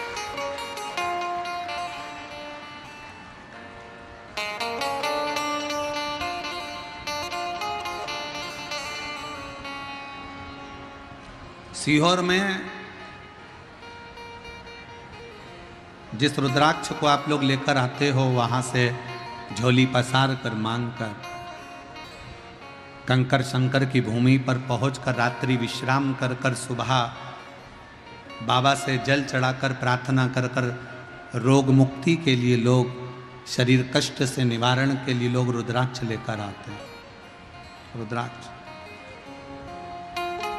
कई लोग कहते हैं गुरुजी रुद्राक्ष तो नेपाल में भी बहुत है, काशी में भी बहुत है, सारी दुनिया में रुद्राक्ष है, पर सीहोर का रुद्राक्ष ही इतना बल क्यों रखता है, इतना प्रबल क्यों होता है? हम कहेंगे सीहोर का रुद्राक्ष आपको जो दिया जाता है उसको गंडकी रुद्राक्ष कहते हैं। जब बाबा धाम में वो पहुंचता है, कुबरेश्वर धाम में, उस रुद्राक्ष के एक मुखी से लेकर 21 मुखी तक जो मंत्र शिव महापुराण की कथा में, स्कंद पुराण में जो वर्णन किए जाते हैं, उन मंत्रों के द्वारा उन रुद्राक्षों को शिवरात्रि के समय पर जो रुद्राक्ष महोत्सव होता है उस समय पर उसको बाबा के उन मंत्रों को अभिजीत कराया जाता है, अभिमंत्रित किया जाता है। और फिर उन रुद्राक्ष को कहीं अभिमंत्रित करने की जरूरत नहीं पड़ती, सीधे आपने कुबरेश्वर धाम से लेकर निकले और वहीं से आप उसका प्रयोग करना प्रारंभ कर सकते हो, वहीं से उसको धारण कर सकते, करना चाहिए। 2 बार भगवान ने नेत्र बंद करे, 1 बार बंद करे भगवान ने नेत्र तो रुद्राक्ष उत्पन्न हुआ, दूसरी बार भगवान ने नेत्र बंद करे तो अंधकासुर उत्पन्न हुआ। अंधकासुर जैसे ही जन्मा, अंधकासुर जैसे ही पैदा हुआ, अंधकासुर को गोदी में लिया और अंधकासुर को गोदी में लेकर माँ पार्वती जी ने उसको गोदी में लेकर कहा कि ये मेरा पुत्र है, ये मेरा पुत्र है। और शंभु शरणे पड़ी मांगू घड़ी रे, दुख का दया करीन दर्शन ओ शंभु शर मांगू घड़ी रे, दुख का दया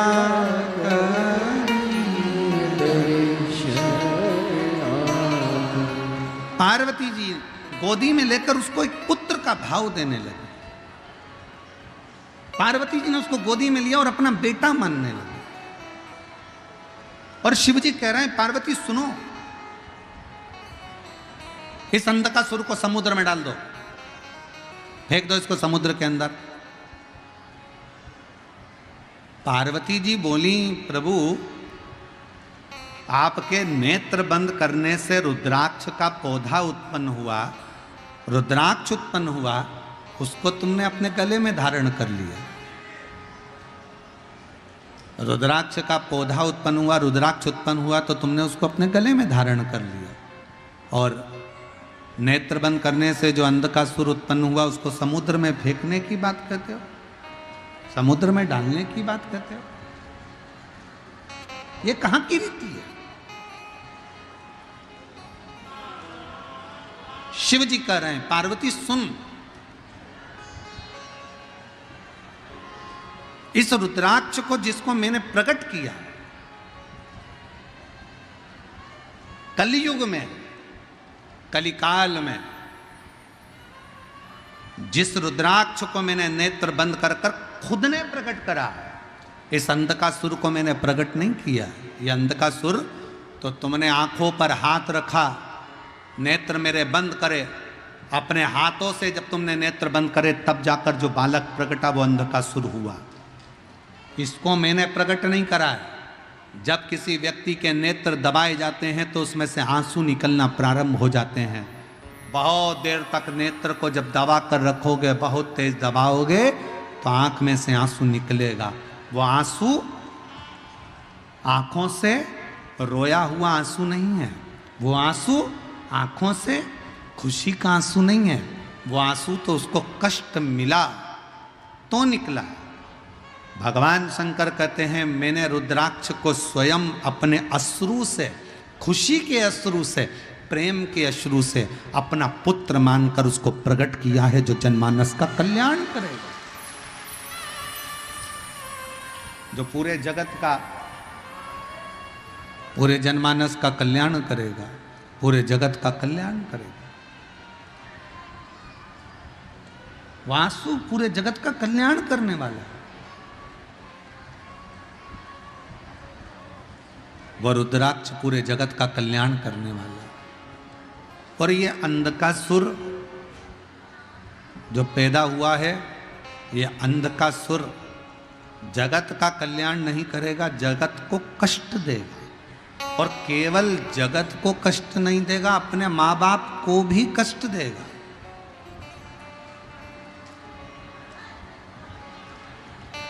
और सुनिए कथा, बिहार की जितनी मेरी जीजियां बैठी हैं और जितने मेरे जीजा बैठे हैं और जितनी मेरी बेटियां बैठी हैं, जितने मेरे भाई बैठे हैं, जितने मेरे पिता, जितनी मेरी माताएं बैठी है, भगवान शंकर से अगर औलाद मांगना, भगवान शंकर से अगर बच्चा मांगना, भगवान शंकर से अगर पुत्र मांगना, तो शंकर जी को पहला शब्द कहना, बाबा हमको औलाद ऐसी देना जो हमारे बुढ़ापे में हमारी सेवा कर ले, ऐसी मत देना कि हमें वृद्धाश्रम में ले जाकर छोड़ दे।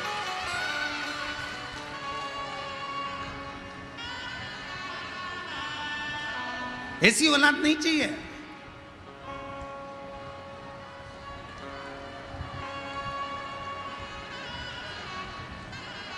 और आज कहने में संकोच नहीं होगा, बिहार की धरा से, बिहार की पवित्र भूमि से सिंहेश्वर महादेव के इस पावन चरणों में बैठकर एक बात कहना चाहूंगा।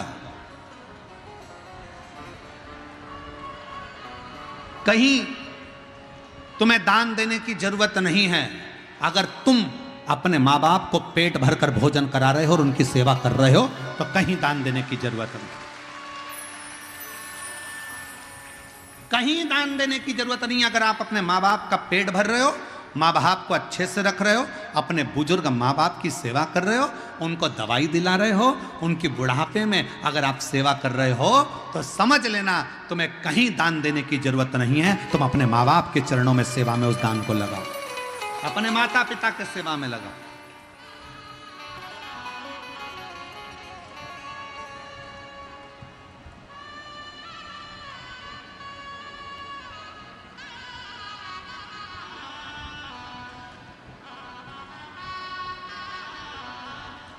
पहले भारत की भूमि पर गौशालाएं थी क्या?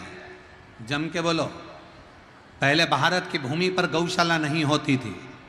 घर घर में गाय होती थी, घर घर में गौ माता की सेवा होती थी, घर घर में गौ माता का पूजन होता था, घर घर में गौ माता की सेवा होती थी। गौशाला की जरूरत नहीं पड़ती थी। गौशाला बनी, ये भारत की भूमि पर श्रेष्ठता नहीं है। वो तो दुनिया के लोगों ने इस गौ माता को ठुकरा दिया, तो फिर गौ माता के लिए संतों ने, साधुओं ने, गुरुजनों ने, तपस्वियों ने गौशालाओं का निर्माण किया, तब निर्माण।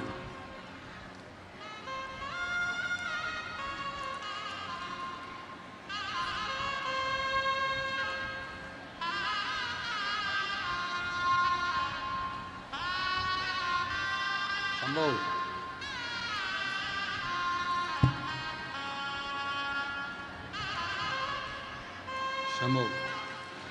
एक बार जोरदार ताली बजाकर स्वागत करें, बहुत सालों के बाद संतान का।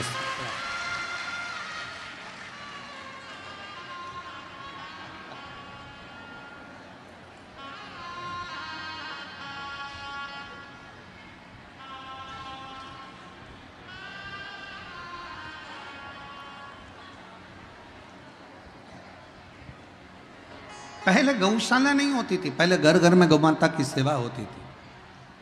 पहले घर घर में संत, साधु, घर के लोग अपने घरों में गौ माता रखते थे। अब धीरे धीरे लोगों ने गौ माता को रखना बंद कर दिया, तो गौशालाओं का निर्माण हो गया। और अब यह नया काम चालू हुआ वृद्धाश्रम का। पहले सत्य वचन आप सब बताओ, बुजुर्ग बुजुर्ग लोग बैठे हुए हैं इस कथा के मंडप में, बोलना ईमानदारी से, पहले के जमाने में वृद्धाश्रम होते थे क्या? घर में माँ बाप की सेवा सबसे बड़ी परमात्मा की सेवा मानी जाती थी, तो माँ बाप की सेवा में लोग लगे रहते थे। आज के जमाने में माता पिता का तिरस्कार कर कर उनको वृद्धाश्रम में भेज दिया जाता है। श्रेष्ठ नहीं। आज आप अपने माँ बाप को वृद्धाश्रम में भेजो, कल तुम्हारी औलाद तुमको वृद्धाश्रम में भेजेगी। एक कथा आती है, एक पत्नी ने अपने पति से कहा, सुनो तुम्हारे पिताजी बहुत खांसते हैं, तुम्हारे पिताजी दिन भर खांसा करते हैं, बच्चों को पढ़ने में तकलीफ होती है। बेटे ने कहा क्या करना है? पिताजी को माली के कमरे में ठहरा दो। आगे माली का कमरा था, पीछे पिताजी के लिए माली का कमरा साफ करवा दिया, चौकीदार का कमरा साफ कराकर उसमें पिताजी को रख दिया। पिताजी से कहा, पिताजी तुम माना मती, तुम्हारी बहू तुम्हारे लिए भोजन लेकर आएगी, तुम्हारी बहू तुम्हारे लिए चाय लेकर आएगी, ये घंटी है, इस घंटी को बजा देना, तुम्हारी बहू तुम्हारे लिए खाना लेकर आ जाएगी। ठीक है बेटा, ठीक है। पिताजी ने घंटी बजाई, बहू चाय लेकर आई, पिताजी ने घंटी बजाई, बहू भोजन लेकर आई। एक बार चलते चलते समय निकल गया और 20-22 दिन बाद पिताजी ने घंटी बजाई पर बहू नहीं आई। खूब बजाई, नहीं। बेटे ने कहा था तुम अंदर कमरे में मत आना, घंटी बजाना। घंटी बजाते बजाते पिता प्यासा चक्कर खाकर जमीन पर गिर गया।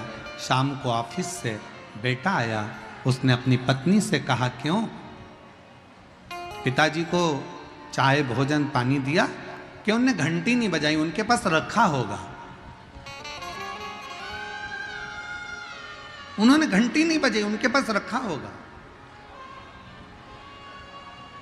बेटा दौड़कर बाप के कमरे में गया तो बाप तो जमीन पर पड़ा था। पानी का छींटा दिया, पापा उठो। पिताजी उठे। क्या बात है पापा, आपने घंटी नहीं बजाई?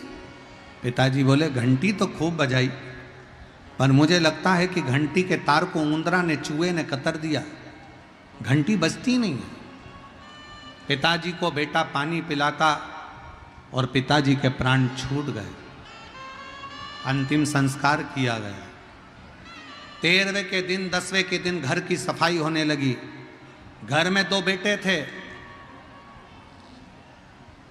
एक बच्चे ने घंटी को अपनी जेब में रख लिया, दूसरे बच्चे ने घंटी के तार को अपनी जेब में रख लिया।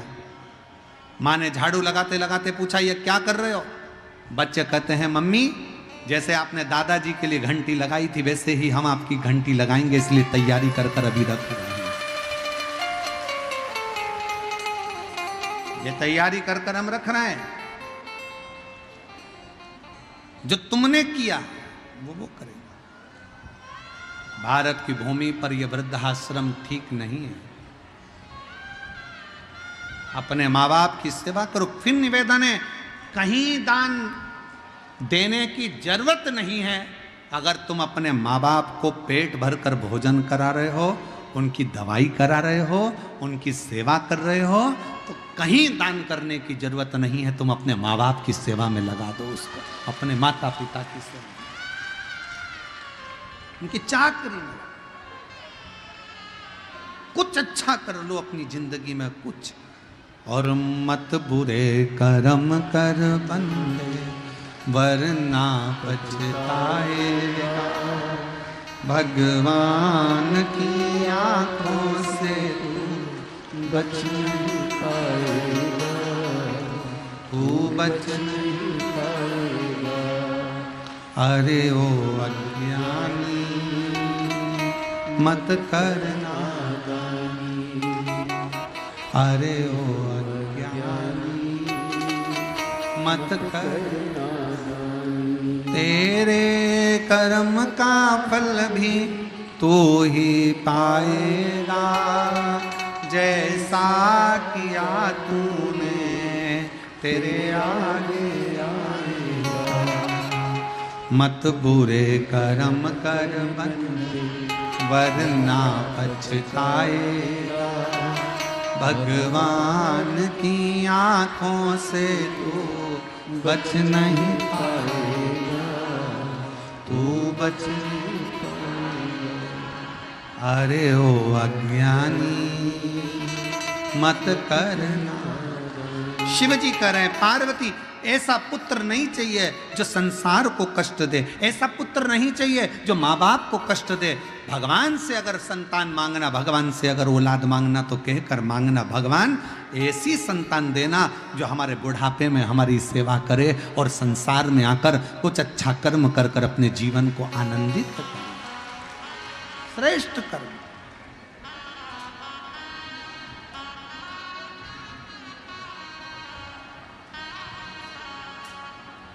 कुछ अच्छा करने। पार्वती जी फेंक दो इसको समुद्र के अंदर। पार्वती जी ने गले से लगा लिया, मैं इसको नहीं फेंक सकती, मेरा बेटा है। फेंको पार्वती समुद्र में इसको। पार्वती जी ने उठाकर समुद्र में शंकर जी के कहने पर फेंक दिया। समुद्र में बैठा था हिरण्याक्ष, उस अंधकासुर को हिरण्याक्ष ने उठा लिया, पालन पोषण करने लगा। अंधकासुर जब बड़ा हुआ तो उसने हिरण्याक्ष से पूछा कि मेरे माता पिता कौन है। हिरण्याक्ष ने कहा, तुम्हारा माँ बाप कोई भी नहीं है, केवल मैं तुम्हारा पिता हूं। समय आया, श्रीमद् भागवत में वर्णन आता है, हिरण्याक्ष ने पृथ्वी को जल में डुबो दिया था। भगवान ने वराह रूप धारण कर कर पृथ्वी को जल में से निकाला था और हिरण्याक्ष का वध करा था। हिरण्याक्ष मर गए। अंधकासुर को लगा मेरे पिता का वध किसने किया है? देवताओं ने। अंधकासुर ने देवताओं से द्वेष करना प्रारंभ कर दिया। त्राही माम, चारों तरफ त्राही त्राही त्राही करने लगा। जो यज्ञ करता अंधकासुर उस यज्ञ को समाप्त कर देता। जहां अनुष्ठान होता अंधकासुर उस अनुष्ठान को बंद करवा देता। अंधकासुर ने उपद्रव मचाना जो प्रारंभ करा, उपद्रव मचाते मचाते ब्रह्मा जी की समाधि में तपस्या में लीन हो गया। ब्रह्मा जी ने पूछा, मांग तुझे क्या चाहिए? अंधकासुर कहता है, मेरे प्राण कभी ना जाए, मैं मरूं ना।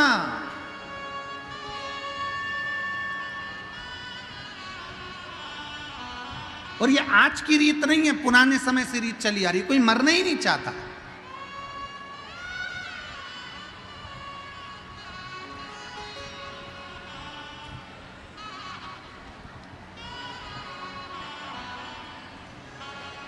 एक बार जो पृथ्वी पर आ जाता है ना, वो मन में सोच लेता मैं नहीं मरूं तो अच्छा है, और आनंद होगी, आनंद।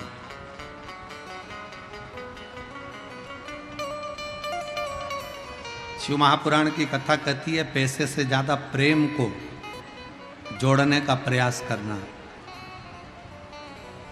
पैसे जोड़ के रखते हैं और गवर्नमेंट कभी भी बदल देती है नोट चेंज। पर प्रेम जोड़कर रखोगे तो वो कभी नहीं बदलेगा, वो अंतिम समय तक काम आएगा, उसमें बदलाव नहीं आएगा। प्रेम जोड़िए, प्रेम। और बड़े बड़े नोट की तरह नहीं, चिल्लर की तरह जिंदगी जियो। बड़ा नोट कभी भी बदल सकता है, पर चिल्लर कभी नहीं बदलती।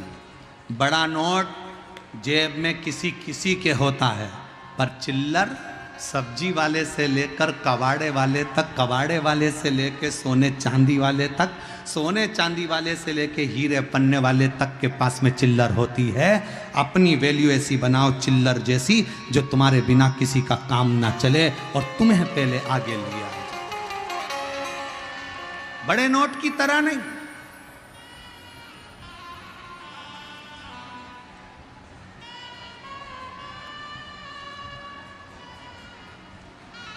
चिल्लर जैसा स्वभाव, सहजता।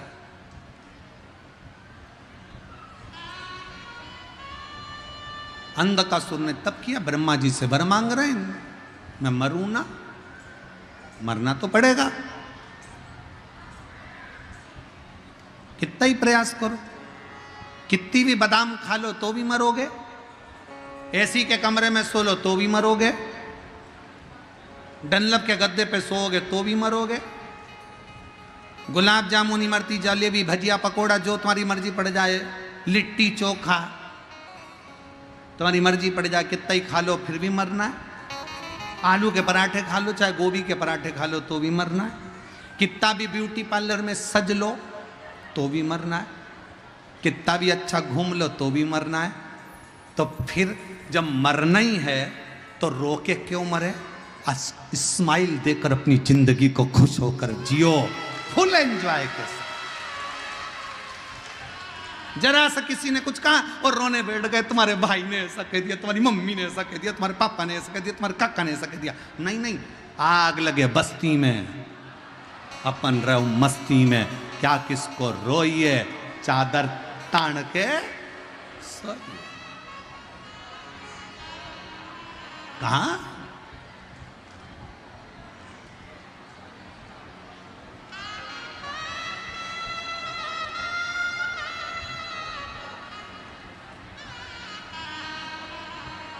और जब बस उसके आश्रित होकर जब रावण को सोने की लंका दे सकता है, भस्मासुर को कंकण दे सकता है, तो सबको दे सकता है,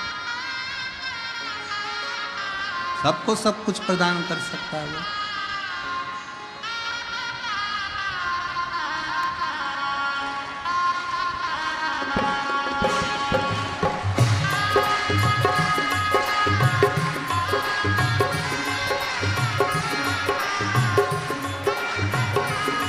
बड़े भाव से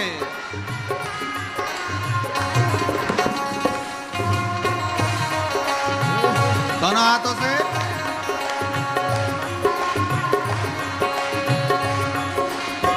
रावण को बाबा तूने लंका दिया है, रावण को बाबा तूने लंका दिया, रावण को बाबा तूने लंका दिया है, रावण को बाबा तूने लंका दिया। बमा बम बोले शंकर, गले में नाग भयंकर, बमा बम बोले शंकर, गले में नाग भयंकर। हार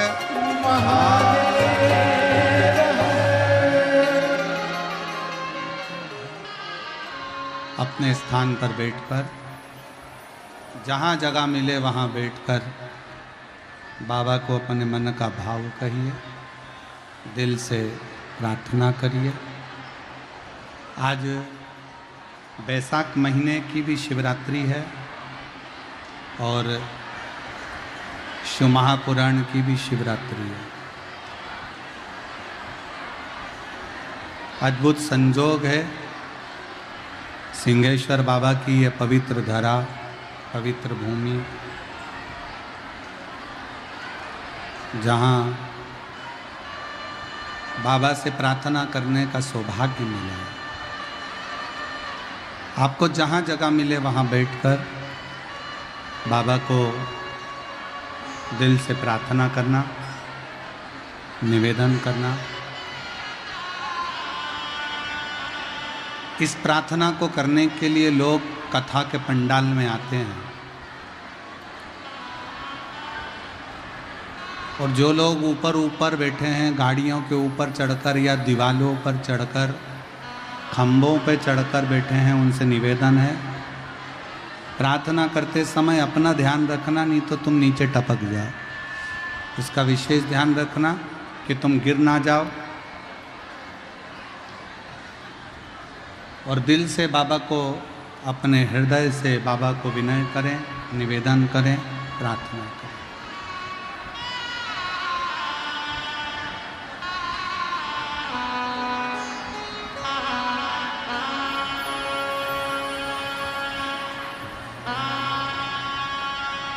श्री शिवाय नमस्तु। श्री शिवाय नमस्तु। श्री शिवाय नमस्तु। श्री शिवाय नमस्तु। श्री शिवाय नमस्तु। श्री शिवाय नमस्तु। श्री शिवाय नमस्तु। भोला सब दुख काटो, ओ भोला सब दुख काटो। शिव शंकर जपो तेरी माला, भोले बाबा जपो तेरी माला। भोला सब दुख काटो, ओ भोला सब दुख काटो। वेश मंगलकारी, वेश है मंगलकारी। शमशान वासी, शमशान वासी, ओ भोला सब दुख काटो, ओ भोला सब दुख काटो।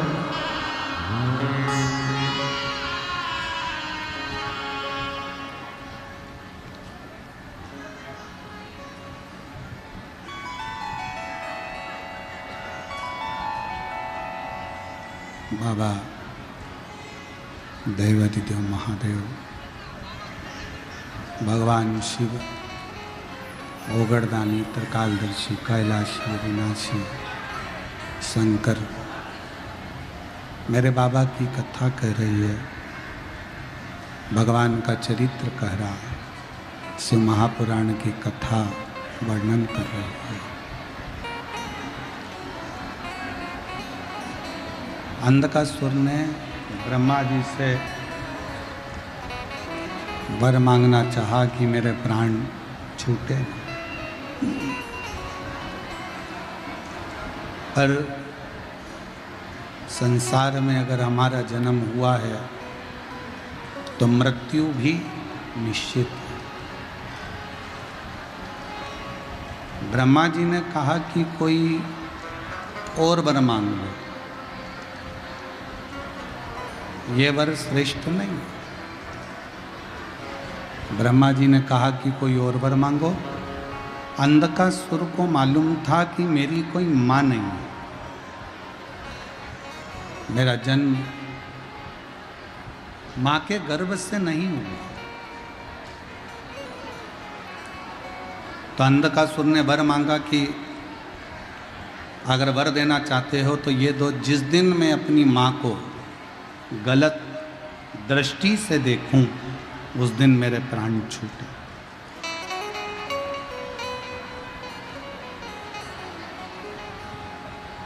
जिस दिन मैं अपनी माता को गलत दृष्टि से देखूं उस दिन मेरे प्राण छूटे। तथास्तु। अब अंधकासुर को यह समझ लेना था कि अगर ब्रह्मा जी ने तथास्तु कहा है तो मतलब मेरी कहीं ना कहीं तो मां जरूर होगी। मेरी माता तो कहीं ना कहीं है।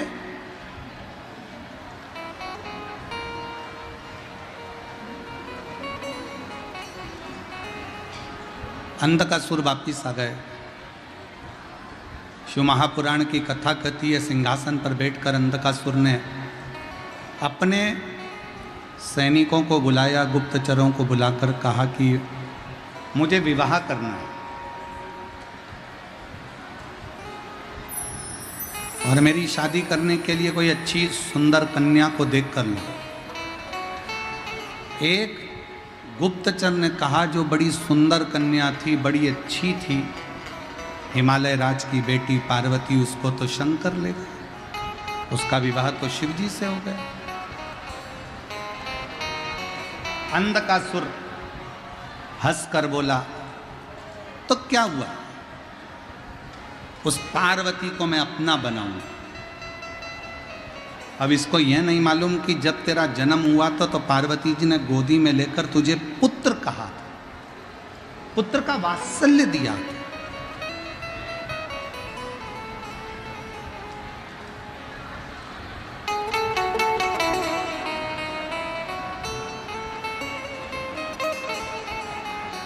शिव महापुराण की कथा कहती है, जरूरी नहीं कि आप 4 वेदों का अध्ययन करो।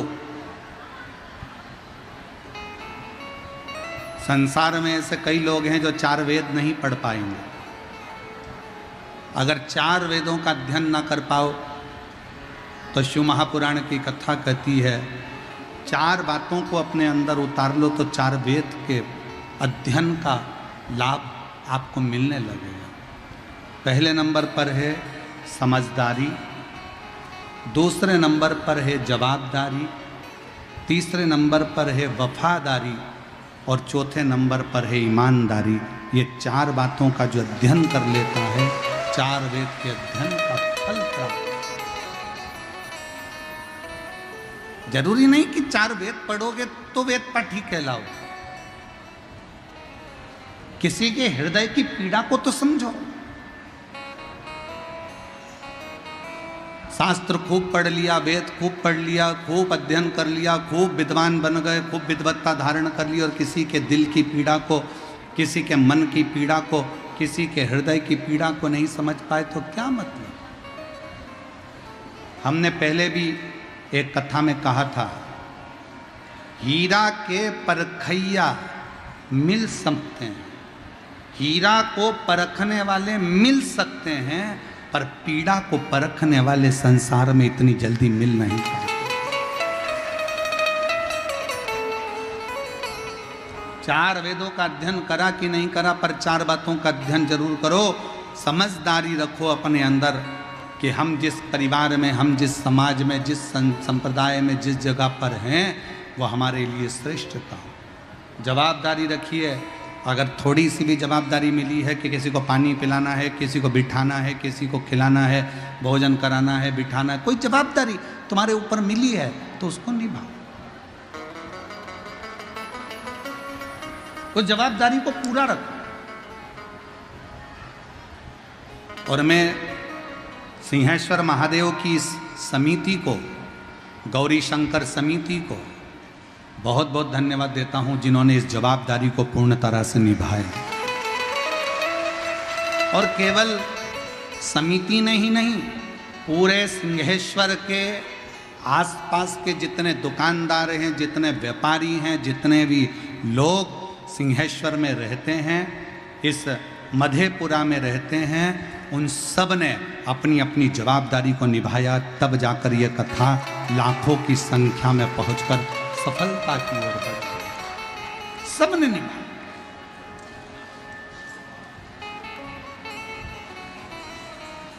एक एक व्यक्ति ने इस कथा में अपनी जान झोंकी, अपना दिल लगाया। 4 चीजों का स्मरण रहे: समझदारी, जवाबदारी, वफादारी और चौथे नंबर पर है ईमानदारी। इन 4 चीजों को जिसने अपने जीवन में उतार लिया, समझ लो चारों वेद तुमने पढ़ लिए और अपने जीवन को सार्थक किया। सार्थक।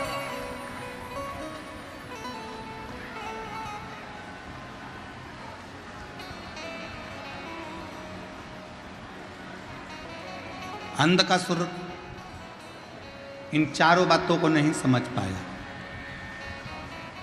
और अंधकासुर अपने दूतों से कहता है कि जो सबसे सुंदर, तो सबसे सुंदर जो नारी है वो पार्वती जी को तो शिव जी ले गए, उसको मैं अपना बनाऊंगा। अंधकासुर चले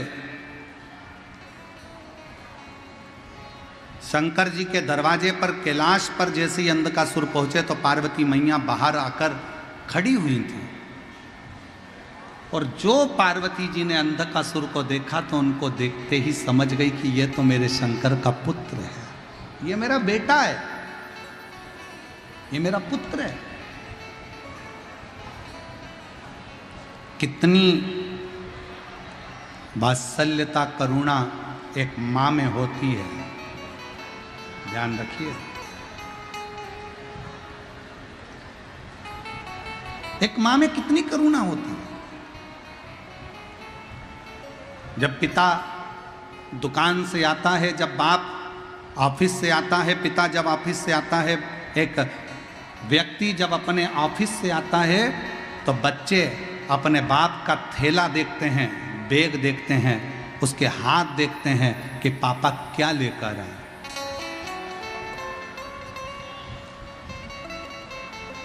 एक पत्नी जब पति आता है तो उसका मुख देखती है, उसका चेहरा देखती है, और एक मां जब बेटा घर आता है तो ना हाथ देखती है ना चेहरा देखती है, मां उसका पेट देखती है, इसने कुछ खाया कि नहीं खाया, इसने कुछ खाया कि ना। इसीलिए तो उसको अन्नपूर्णा कहा जाता है। काशी में बैठी है अन्नपूर्णा महारानी, शंकर भगवान स्वयं, शिव स्वयं कहते हैं पार्वती से, पार्वती तुम्हारा एक नाम अन्नपूर्णा है, तुम्हारा एक नाम अन्नपूर्णा। तुम जगत का पालन करने वाली, जगत का पोषण करने वाली, जगत का पालन पोषण करने वाली तुम। पार्वती जी कहती हैं मैं भले अन्नपूर्णा हूं पर पेट भरने वाले तो आप ही हो।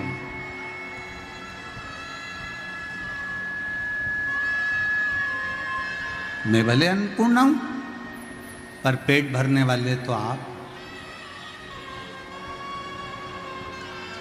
पार्वती जी के हृदय में ये बात अड़ गई और पार्वती जी ने विचार करा कि मैं भी जरा परख कर देखूं कि पेट मैं भर रही हूं कि शंकर जी भर रहे हैं।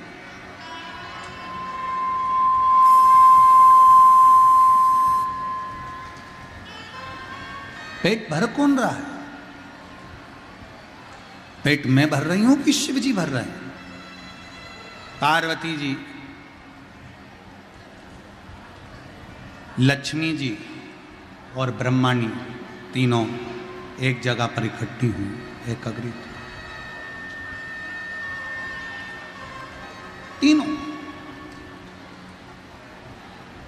आज लक्ष्मी जी ने, सरस्वती जी ने, ब्रह्माणी जी ने और पार्वती जी ने एक डिब्बी में एक चींटी को उठाकर डिब्बी में बंद कर दिया। एक चींटी को डिब्बी में बंद करा और भोजन करने के लिए बैठ गए। ब्रह्मा जी को ब्रह्माणी ने भोजन कराया, ब्रह्मा जी ने पेट भरकर भोजन किया नारायण भगवान भोजन करे और लक्ष्मी जी ने भोजन कराया तो नारायण ने भोजन किया। इतने में लक्ष्मी जी ने नारायण से कहा, प्रभु मैंने सुना है कि सबका पेट भरकर आप भोजन करते हो, पर आज तो कुछ भूल रहे हो आप। भगवान विष्णु कहने लगे, नहीं मैं कुछ भी नहीं भूल रहा, मैं तो सबका पेट भरकर ही भोजन कर रहा हूं। और पेट भरने की जवाबदारी तो मैंने शंकर भगवान को दी है।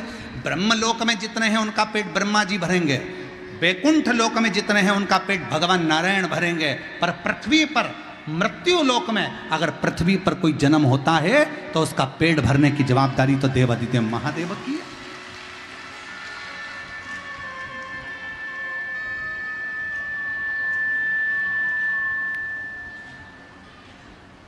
पेट तो वो भरेगा,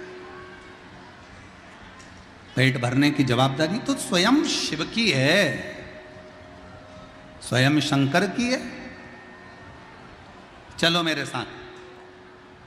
लक्ष्मी जी ने भगवान विष्णु को लिया साथ में, भगवान विष्णु लक्ष्मी को लेकर सीधे शंकर जी के पास पहुंच गए। शंकर जी भोजन कर रहे थे, शिव जी भोजन कर रहे थे, और भोजन करते करते इतने में भगवान नारायण ने आकर जैसे ही प्रणाम किया, देखा तो पूछा क्या बात है, आज भगवान विष्णु और यहां कैसे कैसे? भगवान विष्णु ने कहा, प्रभु मेरे मन का एक संशय, हमारे बीच में त्रिदंडी स्वामी श्री श्री 1008 गंगा पुत्र स्वामी महाराज बक्सर वाले महाराज जी पधारे हैं। एक बार जोरदार ताली बजाकर उनका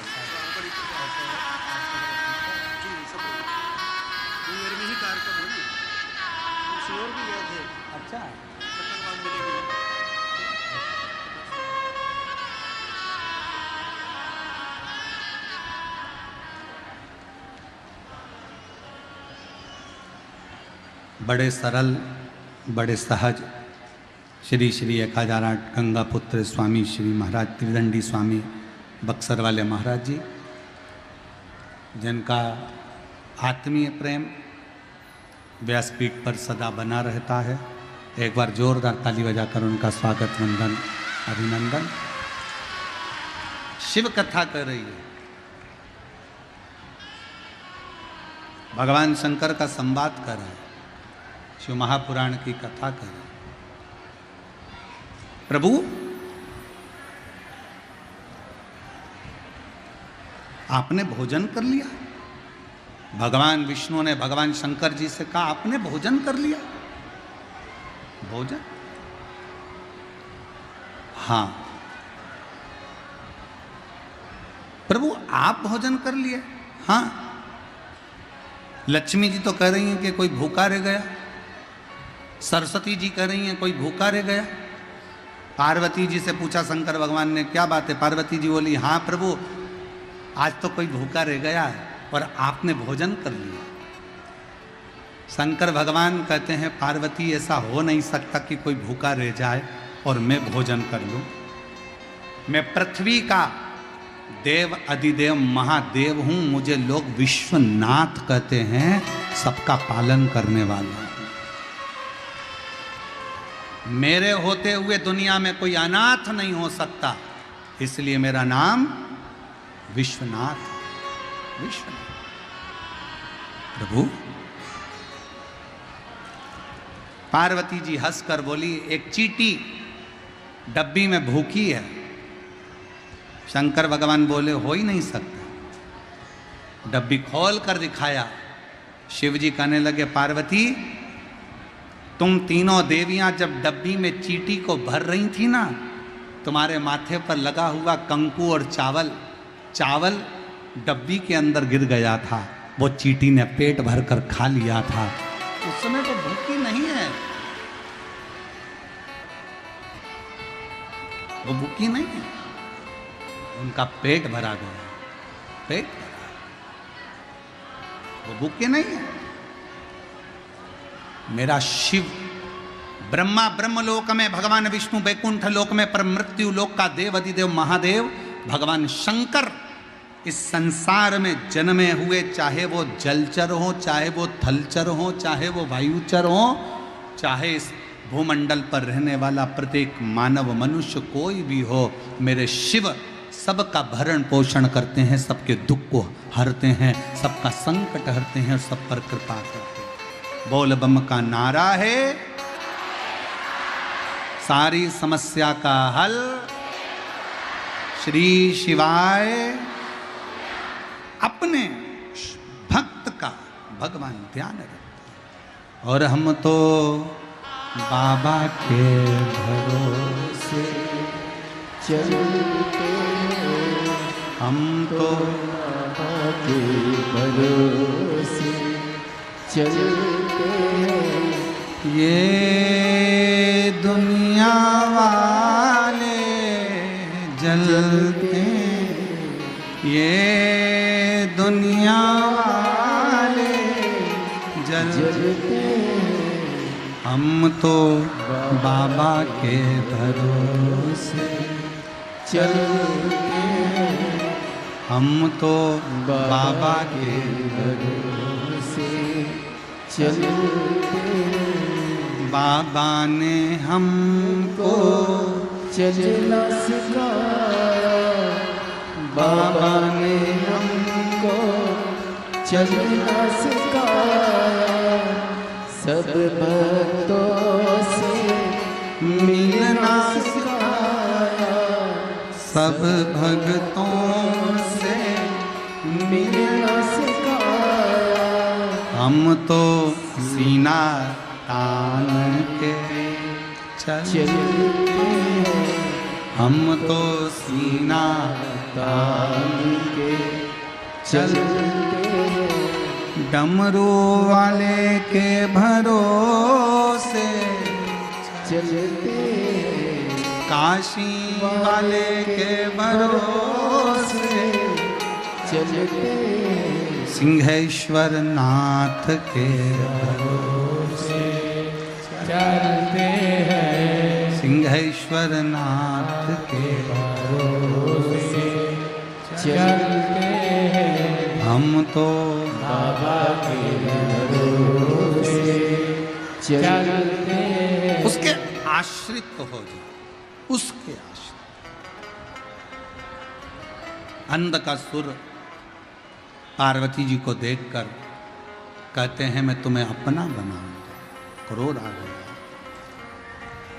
जैसे ही पार्वती जी ने अंधकासुर को देखा तो आंखों से नेत्र से नीर बहने लगा। ये मेरा पुत्र है, और आज बेटा अपनी मां को गलत दृष्टि से देख रहा। बेटा पूत कपूत सुने हैं परना, माता सुनी। आज मेरा बेटा मुझे गलत दृष्टि से देख रहा है। शंकर जी को याद किया पार्वती जी, शिव जी ने उसी समय पर काल भैरव को प्रकट करा। काल भैरव प्रकट होकर उसी समय पर अंधकासुर का संहार कर दिया, प्राण छूट। वर था, जिस दिन मैं अपनी माता को गलत दृष्टि से देखूंगा उस दिन मेरे प्राण छूटेंगे। और आज इसने गलती करी, मां को गलत दृष्टि से देखा। शिव कथा कहती है पराया धन पराई स्त्री का हमेशा सम्मान करें, उसको गलत दृष्टि से ना देखें, गलत विचार ना रखें, गलत सोच ना रखें। जब हम अच्छी सोच रखेंगे, अच्छा विचार रखेंगे तो शिव हम पर कृपा जरूर करें। एक पत्र है, अच्छा है जी।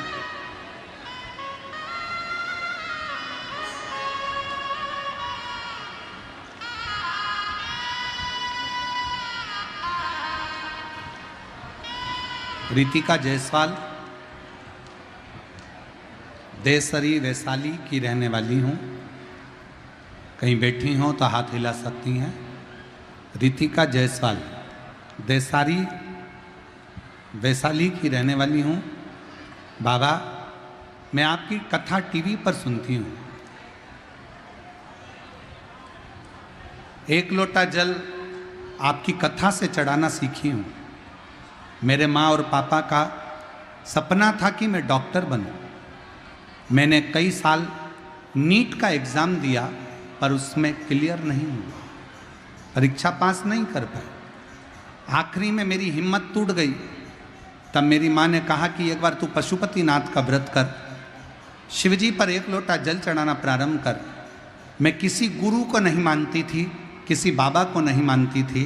पहली बार आप पर भरोसा करा, पशुपतिनाथ का व्रत किया, बेलपत्र चढ़ाना प्रारंभ करा, शिव मंदिर में झाड़ू लगाना प्रारंभ करा और फिर वापस मैंने नीट का एग्ज़ाम दिया और बाबा की कृपा से आज मेरा मेडिकल कॉलेज में सिलेक्शन हो गया।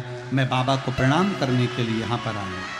बाबा, आप कहते हो कि कड़ी मेहनत करो, खूब संघर्ष करो, खूब पढ़ो और शंकर को एक बेलपत्र शहद की लगा कर जाओगे, फल जरूर मिलेगा। और मेरे बाबा ने मुझे फल दिया। मैं बाबा को प्रणाम करने के लिए आई। एक पत्र और है, अच्छा है।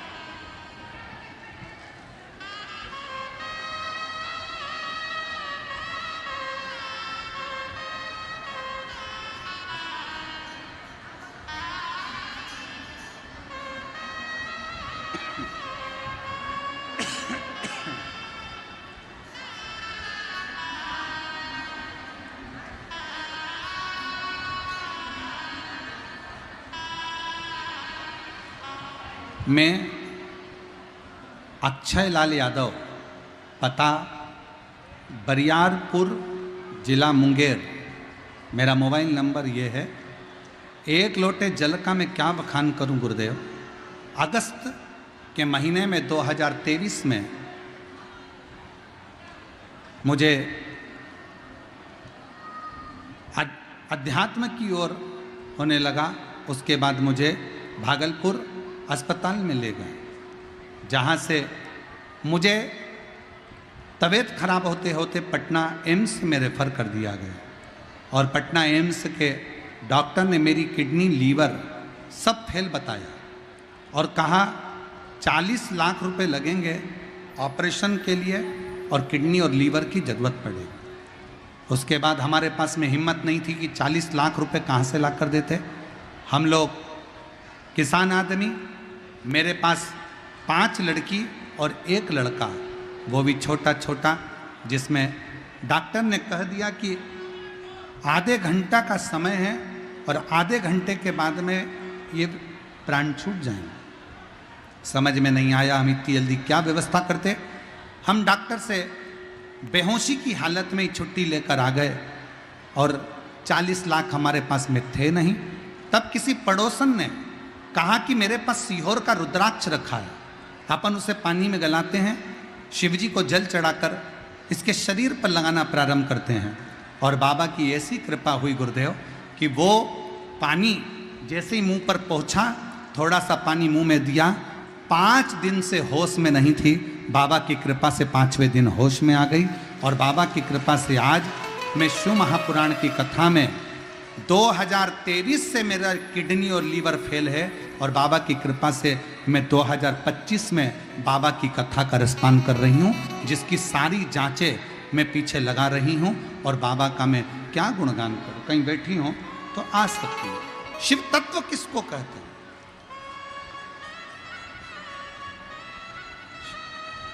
शिव तत्व किससे कहें?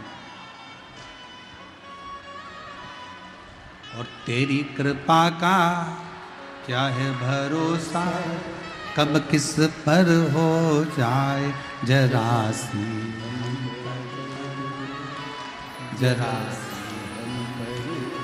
आज शिवरात्रि है, हमारा भी मन है कि 2 बार आप लोगों को स्तुति करने का मौका मिले, इसलिए भजन की एक लाइन गाकर फिर पुनः स्तुति की ओर चलते हैं। अरे तेरी कृपा का क्या है भरोसा, कब किस पर हो जाए जरा सी हम पर कर दो, जरा सी हम पर कर दो, जरा सी हम पर कर दो, जरा सी हम पर कर दो, जरा सी हम पर कर दो, जरा सी हम पर कर दो, जरा सी आर आर। अपने स्थान पर बैठकर बाबा से विनय करेंगे सभी लोग। जहाँ जगह मिले, आज शिवरात्रि है, बैसाख महीने की भी और शिव कथा की भी। दिल से बाबा को प्रार्थना करो। कल कथा सुबह 8 बजे से 11 बजे तक होगी। 1 मई से 7 मई तक शिव महापुराण की कथा विद्याधर स्टेडियम जयपुर राजस्थान में होगी। 11 मई से शिव महापुराण की कथा गुमला झारखंड में होगी। 21 मई से 27 मई तक शिव महापुराण की कथा दिल्ली निरंकारी मैदान दिल्ली में होगी। आप सब पवित्र कथा का लाभ लेते रहें और अपने जीवन को धन्य बनाएं। साथ में बाबा से सब प्रार्थना करिएगा, जिसको आता है साथ में बोलिएगा, हृदय से भाव से विनय करते हुए अपने हृदय की बात, अपने दिल की बात शिव जी से कहिए।